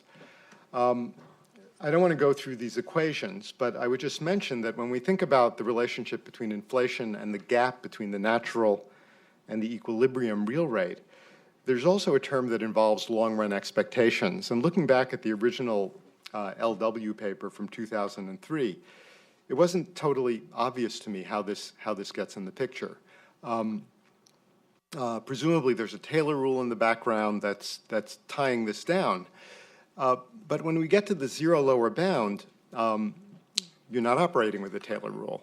And the link between policy and expectations becomes much more loose. In fact, inflation expectations can easily become unanchored in the downward direction. If we look at Japan these days, there's a good case to be made that that's the case. Throughout the world, there's a lot of low inflation, if not deflation. The green line here is the number of countries in the world with inflation below 2%, and red is below 0, and you see these are creeping up. Now, maybe some of this is commodities, and particularly the price of oil. My gut suspicion is that something more sinister is going on, and somehow the model doesn't really quite come to grips with what is going on here. So this is something I'd like to know more about. A few other issues and questions, because I'm getting the eye here and I'm really out of time. Standard errors. If you look at the 2003 paper, there's a lot of variability in these standard errors, and I would have liked to see more on ranges. Now, LBJ is reported to have said to his economic advisor once, ranges are for cattle, give me a number. But, as economists, I think we want to know what the range of uncertainty is.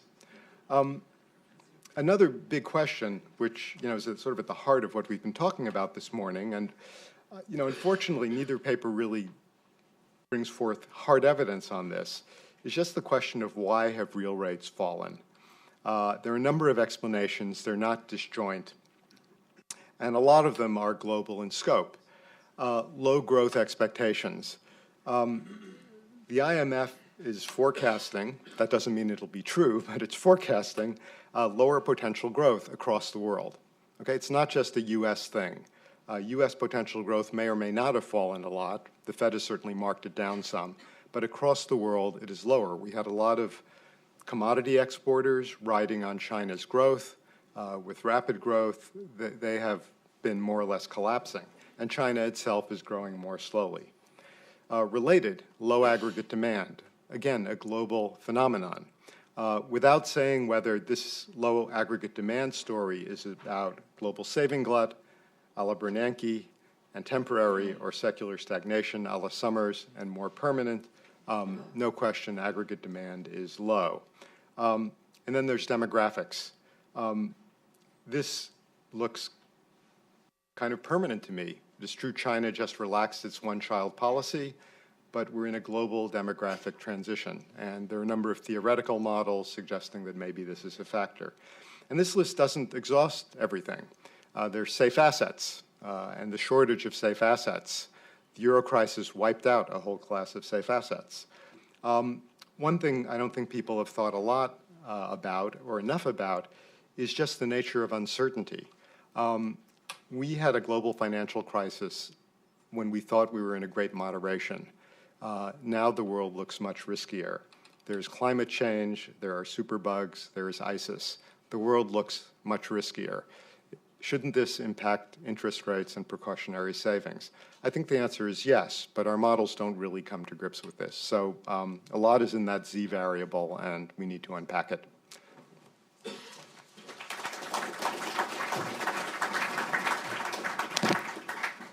Thank you. I think I'm going to change the program. So John and Maury, why don't you come up, and Thomas and Jan, why don't you come up as well, and we'll just integrate this to be a little more efficient.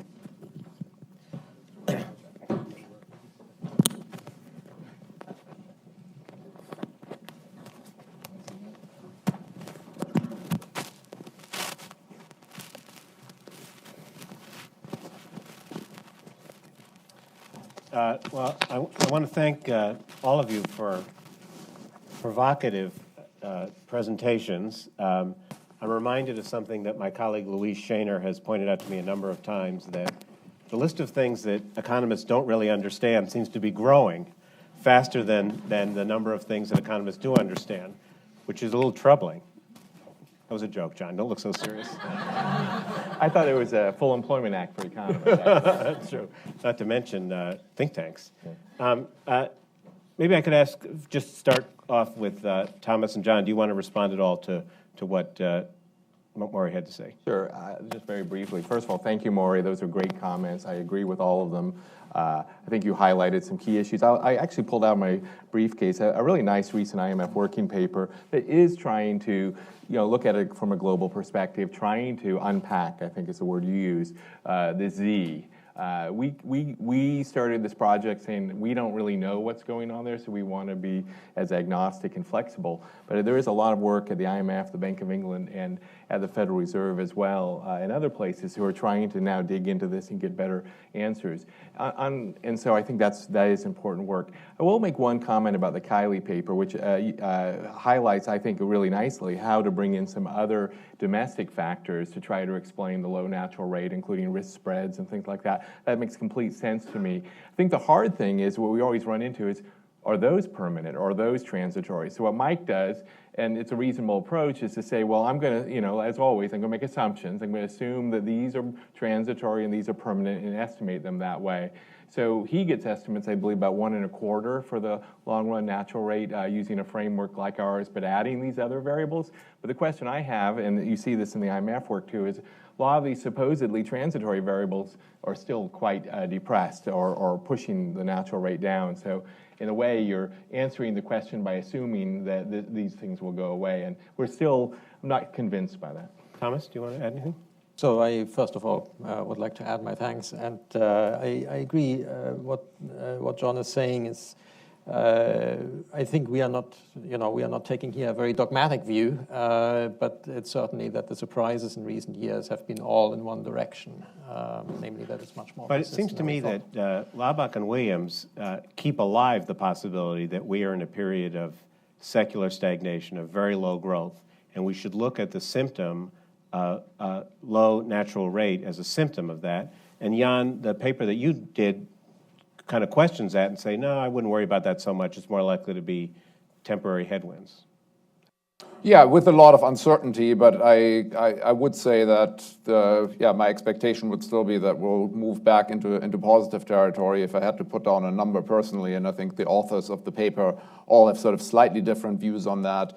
I would put it somewhere in the 1 to 2% if I look out, say, 5 years or so. But I do think the more important conclusion, also from a policy perspective, is the uncertainty.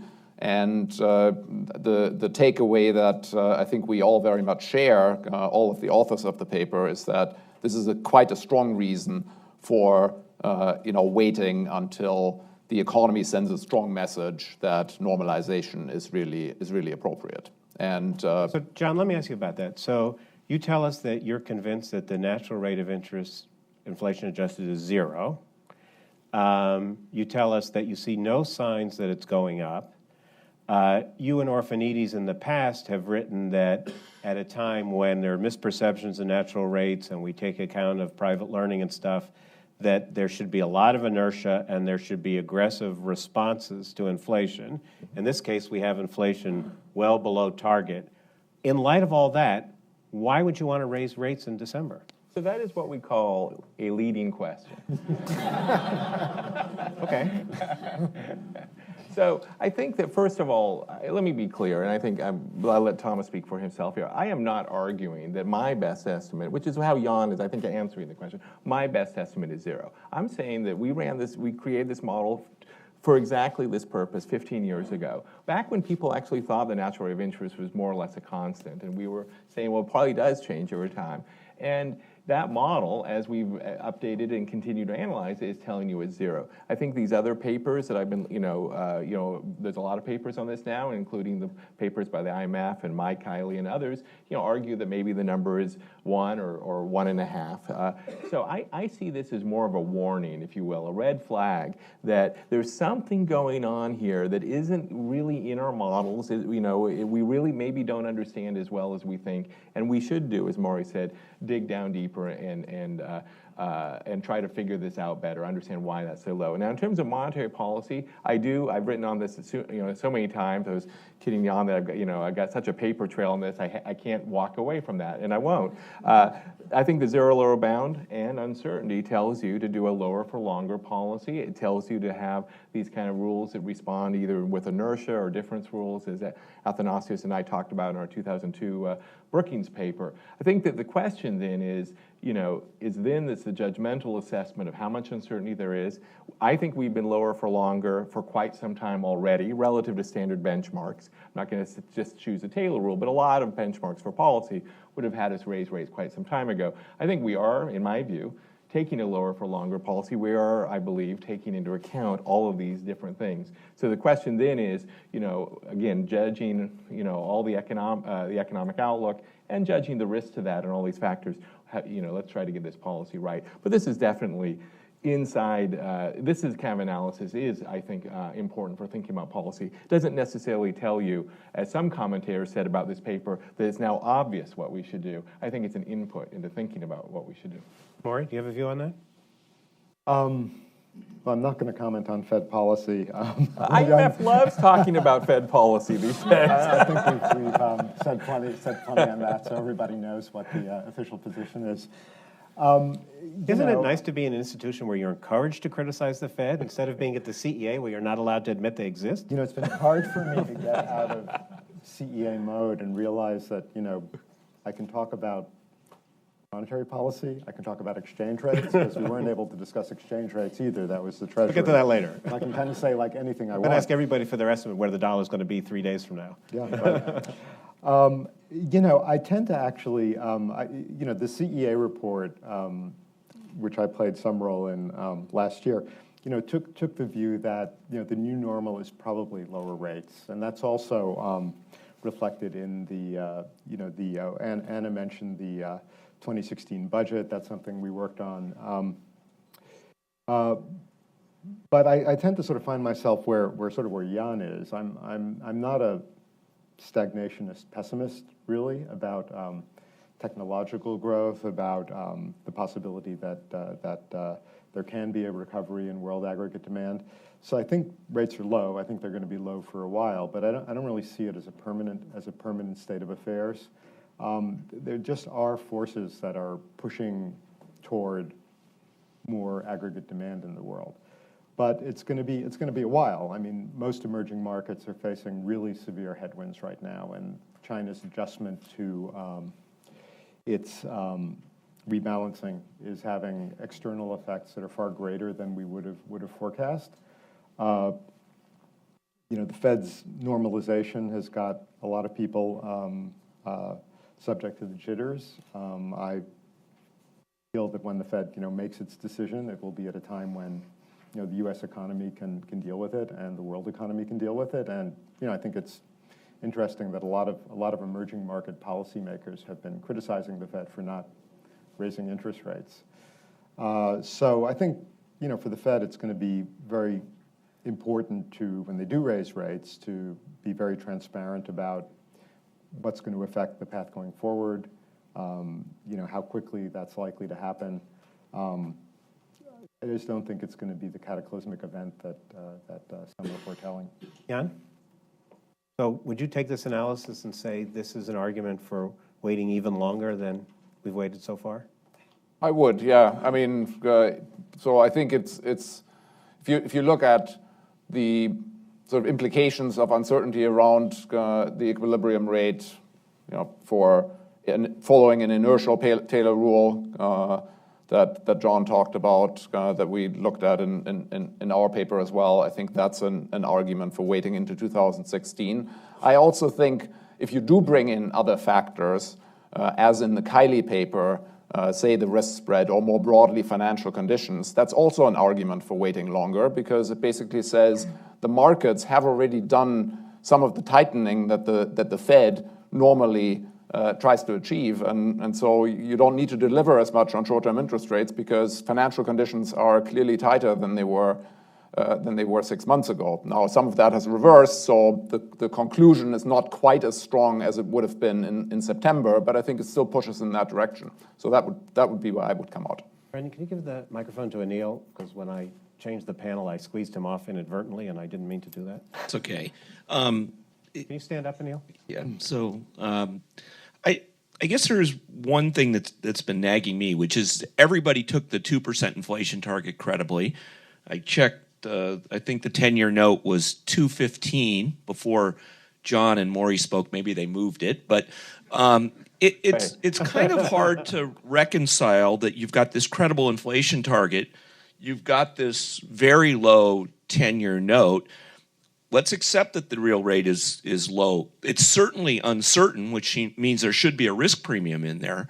And so I think counter to the arguments that Jan made, there is this question of how quickly that's going to revert to equilibrium. I don't think any of these guys would say 2.15 is a credible 10-year bond rate. So that's something we don't understand either, to add to your list. But there is a gross inconsistency amongst this constellation of prices. So what does that lead you to do if you were the policy? I would get off and see a little bit what it does. I mean, I think the the sooner you can put two-way risk back into markets, the more likely we're going to get there. And the question will be whether it has to overshoot or not. But to me, that's an argument for at least changing a bit. Thomas, unless you want to comment on current Fed policy, I wanted to ask you a different question. So a number of people have mentioned that when you think about the world going forward, and you really want to decompose what's going on with the natural rate, how much of it is influenced by a depressing view on productivity, and how much is a consequence of demographics, which, as Louise said, are not only an American phenomenon? How do you even begin to think about this, and how do you tease out the two components?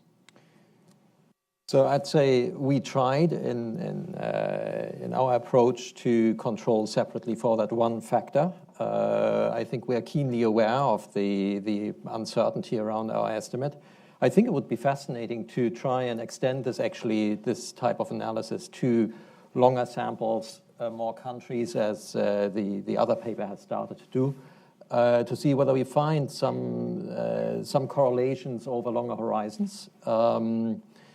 One issue that we briefly touch on in our paper is that we think about, is there any evidence that these real rates stay consistently low for a long period of time after financial crisis? In our first pass, we are actually not able to tease that out. That said, it's conceivable that this financial crisis, as Ben Bernanke has argued, has been much more severe than anything that we've seen before in this realm, and therefore may have had a much longer imprint. I just, in general, point out, I mean, we as economists need to be suitably humble whenever we talk about the long run. Is it persistent or is it permanent? At some point, we are just missing the data to make confident statement about, is this going to last 5, 10, or 20 years? It's just very difficult for us to predict because we don't have that many observations over the long run. Right, but it's important to know whether this is a passing phenomenon or a signal of something really serious going forward. I don't think it's as important right now that we answer this question definitively, and here's why. There's a lot of argument, you could say between our two papers, is it growth or is it not? But there's actually a lot of consistency, I believe, and but please correct me if you disagree, across the literature that at least the effective shorter run natural rate of interest is very low right now. You can look at DSG models, you can look at our own analysis, you can look at Kiley and a lot of other papers. So at least for the next couple years, I think there's a pretty consistent story that the headwinds are very significant, holding back growth, and the natural rate of interest is lower than normal. I think that's actually a common theme. Then the question is, will that be true 7 years from now? And to what extent is that true? I mean, we're going to have to just collect more data, get more evidence, and actually do more research on this. But in terms of the policy implications, I think there isn't a lot of, there isn't really a divide between people saying it's 2.5 and saying, sticking with that. I mean, pretty much everybody, I would say, Jan, you would agree that at least over the next couple of years, the effective short-run natural rate is depressed because of headwinds, right? But in terms of fiscal policy, Maury, what does that imply that fiscal policy around the world ought to be now? I actually put a fair amount of stock in Larry Summers' argument that, if you think about infrastructure investments, which in many countries that have a high marginal product, this is a really good time to make them. From the national perspective, you borrow at zero and you invest in something that's productive. That's a net gain. What prevents countries from doing that? Well, I would take the position that it's mostly the accounting framework they use for thinking about public debt. It increases the gross public debt. But if you take a look at the consolidated public sector, it's a winner. So, that kind of thing shouldn't prevent governments from doing economically beneficial investments. But unfortunately, the way fiscal accounting tends to work, it's thrown up as a political barrier. From the economist standpoint, it's kind of a no-brainer. I agree with this point. I think that we're sitting there, monetary policy can't solve structural problems, it can't solve long-term problems. We have to focus on what we can control, nominal anchor and short-run counter-cyclical policy. But this is an area where if the natural rate of interest even is 1%, we don't have to go down to zero, the implications for monetary policy, I think, are pretty significant. And, if we could come up with a better fiscal policy, better, find a way to have the economy grow faster or have a stronger natural rate of interest, then that takes the pressure off us to try to, come up with other ways to do it, like through a large balance sheet or having a higher inflation target. But it also means that we don't have to turn to quantitative easing and other policies as much. So this is, I think, an incredibly important issue in terms of for monetary policy, and obviously not just the U.S. I mean, this is true around. Let me ask you one final question, John, before we turn to the audience. As you know, there's this bill pending in Congress that would write the Taylor rule into law and require the Fed to explain when it deviates from it. And the Taylor rule, which is a kind of a rule of thumb or a formula for the Fed setting interest rates, relies on knowing what the equilibrium rate is. So given what you know about what you've learned about the natural rate, do you think it's a good idea or a bad idea for this legislation to require the Fed to measure itself against the Taylor rule? Another leading question from David Wessel. It wasn't leading. It was. Yeah, this is a very bad idea. Obviously, I found the Taylor rule very useful, and all the variants of the Taylor rule, the thousands of Taylor rules. Again, let 1,000 Taylor rules do. Incredibly useful. I've done a lot of research on that. We analyze that. We think about that. It's really helpful to think about monetary policy strategy. Think about how to zero lower bound issues, a lot of different issues.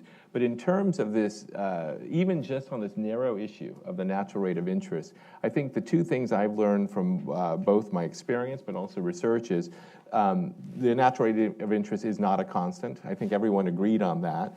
We don't know what it is, but it's probably not constant over decades. So just legislating that it's 2 would be very negative. And the second is, one of the things that Athanasios and I learned is that when you don't understand the natural rate, you don't want to be following the Taylor rule. The standard Taylor rule performs poorly in an environment where you're very uncertain about the natural rate of interest and, honestly, the natural rate of unemployment, which we haven't talked about, but there's just as much uncertainty about that concept as this one. And so the Taylor rule is a great benchmark. It's a great thing to keep in mind. But clearly, in a real-world environment, even on just one dimension, it is not up to the task for thinking seriously about implementing monetary policy on that. And that's not even getting to the other issues around the Taylor rule. Anna, do you want to make a comment or ask a question? No? Louise? No. All right. Let me start with, Ken or Ethan, any of the authors want to weigh in? Yeah, I just, Jim Hamilton, again, Jim, UCSD. can you stand up? It's better for the cameras. Yeah, I just wanted to emphasize one very important common ground between the two papers, which is a lot of theoretical models assume that R star is constant. And we found a lot of evidence that it's not constant. And an important implication of that is if it's changed before, it can change again in the future. If your Z is a random walk, your current forecast might be its current level, but it could vary quite a bit from where it is now. That's kind of what we're talking about this uncertainty issue. Mm-hmm. Good point. There's a question there on the aisle, and then maybe you can give the guy with the blue shirt, if you stand up, and Brendan, why don't you give the mic to, okay. Thank you, Larry Checo. I'd like to simplify this just a little bit, but if NRI is so determined by growth, I'm surprised nobody has talked about income inequality in this conversation, and the fact that perhaps the 1% is sopping up so much of the money out there that if you really want growth, people aren't going to buy stuff unless they have money, and it's obvious. I don't think I have to explain it any more than that. So I think when Ken put up his list of 12 things, we're now up to 15. What role does inequality rising? Well, it's actually broader. I mean, and this is something Larry Summers has talked about, and that's the falling labor share. A lot of these kind of secular changes in income distribution, labor share, these do feed through potentially into that simple IS curve that I talked about and can be shifters. So again, that list is very long. We don't have good quantitative evidence about how big the effects of those are, but I agree that there's a lot of things that shift both the IS curve and potential output curve. Krishna? You're not going to ask when we're going to raise rates, are you? I already did that for you. I got that out of the They way. won't stop him. David already did that. Krishna has a way of asking long questions. You have a long time to think about that. I'll keep it short today. For John and Thomas, how does your framework help you to think about the role of the dollar? Is this something that could keep the short-run natural rate below a longer-run equilibrium? How would you think about potential longer-run implications for a steady state? Specifically about the value of the dollar today? Or? Well, the developments in the foreign exchange. Yeah, okay. Yeah. So, I'll tell you that this was not the only project I have worked on measuring the equilibrium real interest rate at the Fed. One of the things, working off Antonio Bonfim, one of my former colleagues' work, using the old MPS model, I worked on projects with using the Furbis model, and what you try to do there is you basically try to unpack, if you will, all of the long-run factors that are on the right side, that are driving aggregate supply and aggregate demand. And obviously, the endogenous movements of the exchange rate that are part of the business cycle, that's all business cycle fluctuations. But try to pin down term premium, equity premium, sovereign risk premium, all those. And so we've done that kind of analysis, and clearly that would tell you that all else equal, a stronger dollar would depress, again, all else equal, and thinking about this as a long-run phenomenon, would depress aggregate demand somehow. The issue with there is you end up with 40 factors, I think, that push around the natural rate. And of course, all of them are subject to a great deal of uncertainty. And it was really hard doing that method of aggregating lots of different things to know, kind of how much uncertainty and kind of robustness there was around that. But that's the way I kind of tend to think about it. The thing that you have to be very careful about looking at asset prices is asset prices, like everything, are endogenous variables. And so if the Fed is, in a cyclical sense, if the Fed is moving one way or expected to move one way, and the ECB moves another way, that's going to move these variables. The question we want to know is, 5 to 10 years from now, where will these things land? Anybody else want to weigh in on that? Yeah, I mean, the other aspect of your question, and maybe what you're also getting at, is not the dollar's level, but the role of the dollar in the international system. So I don't want to speak for Ben, who's not here, but he would probably say something like, if you look at that period from 2000 to 2007, where real rates don't really come back, part of what was going on was central banks in the emerging world accumulating dollar assets, pushing down dollar yields. How important is that empirically? There's some evidence that it explains, 50 to 70 basis points. But again, that's an area that is uncertain. It probably doesn't explain as much of what's been going on since the global financial crisis. I would just say the dollar, or more broadly, financial conditions are important for monetary policy. So when financial conditions move, then that can have implications for monetary policy that go in the other direction. And once again, I think that's one potential reason to wait a little longer in terms of the liftoff. Peter Hooper, can you stand up? Yeah, and what are the reasons to go earlier, just in case I... Peter, stand up so the mic can... Sorry, what'd you say? Tell me a reason that we're supposed to go earlier. I think I wanted some balance here. Yeah, I think that labor market slack has diminished a lot, and U6 continues to come down quickly. Peter. Just a comment and a question. John, you said at the beginning that this was a paper about Z, not about growth, and that comes through very clearly in your chart 6. You're actually fairly optimistic, I think, about where potential growth is currently, about 2.25%. I agree. Case could be made, it could be considerably lower. But my question is, and that, by the way, drives, if Z were not a factor, your neutral rate would be close to 3% now, given your coefficient, I think. My question is, take 1.3 as a coefficient on potential growth. Right. Okay. My question is, in determining the movement in the neutral time, it's basically the slope of the IS curve. To what extent is the model you're using one that could have changed over time? Has the interest sensitivity, Sure. line, this sort of thing? Yeah. So, Peter, that's a great question. We are estimating them all from 1961 through 2015. The U.S. economy has changed in many respects. And I think, was Maury, you brought up the issue of anchored inflation expectations or inflation expectations. So one thing we've played around with, we spent a lot of time in the lab, in my, quote, free time, on the weekends, trying different specifications around the inflation process, around other aspects of the specification. And we found that, again, the point estimates change. There's no question that as you re-specify them all, you get slightly different point estimates. But the thing that comes out every single time is this point that Maury, actually, thank you, made, because it's in the paper, is there were two waves of declines of the natural rate. One between 1990 and 2007, which was modest or moderate decline, and then this plummeting after. And that comes through pretty much any way, any attempt we do on the model. I will say something about what you just said about that if it wasn't for Z, R star would be 3. That's not actually true, because we did run that experiment, and it's kind of in with this Fleischmann-Roberts thing, is as long as you allow us to estimate that coefficient of C, the data scream that the natural rate is low today. That's what the data want. They want it any way you can get it. So when I get rid of Z, what happens is the coefficient on G star goes up to 2, R star still comes down, because it's just going to try to, the data is trying to get it in there. And with the slowdown in productivity, potential growth, that's the way it happens. I will tell you, there's a really nice paper from the Richmond Fed, Thomas Lubick and forget the... Christian Mattes. Yes, yeah. Mattes.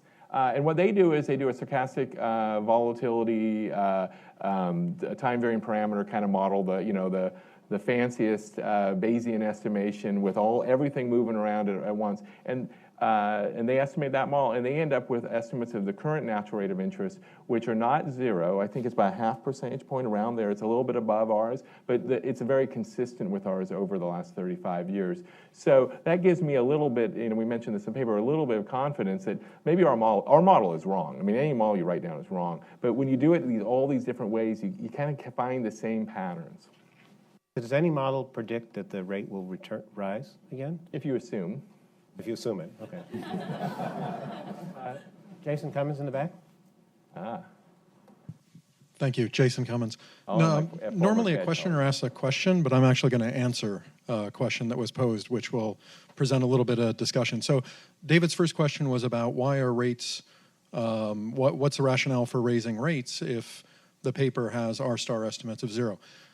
I would have answered, if I were sitting in John's spot, perhaps he's constrained in some way, I would have pointed out R star is 0 in that model, but the output gap is also 0 in that model. So what should rates be in that framework? Well, they should be at equilibrium, because the model basically is in equilibrium. Real rates right now are not 0. They're negative. If you balance sheet adjust them, given that there's a large balance sheet, they'd be even more negative.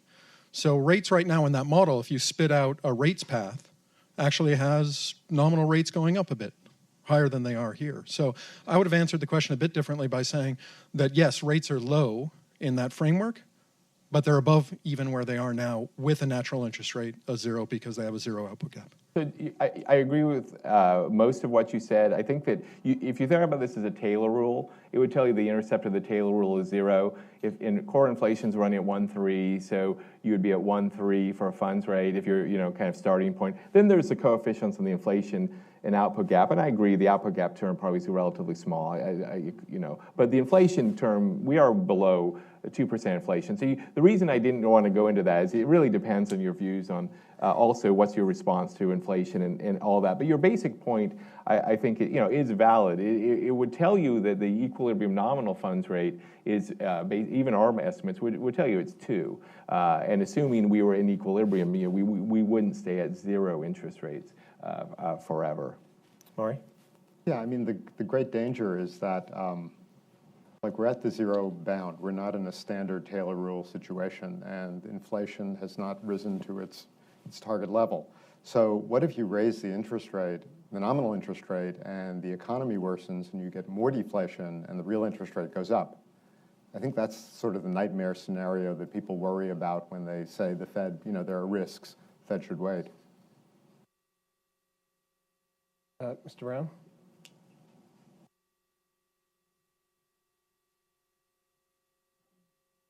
Thank you. Isn't the real problem growth? And the way you get growth is by moving money, velocity. That it's wonderful that Congress has come up with a budget that plans to spend all of 1 month's worth of quantitative easing. We've had a real problem where we have paper and a lot of money caught up in paper, financial instruments. The financial crisis wiped out some unknown amount of money, but the real issue is getting money out of the banks where it does nothing and getting it into the economy where it might trigger some growth. Corporations sitting on mountains of cash don't go to the banks looking for loans. They don't need it. But if they can't get that cash, if they don't have ideas for getting the cash into the economy where there might be growth, maybe that's a role for taxation. I think there's agreement here that Thomas? So there's agreement that fiscal policy could be more constructive.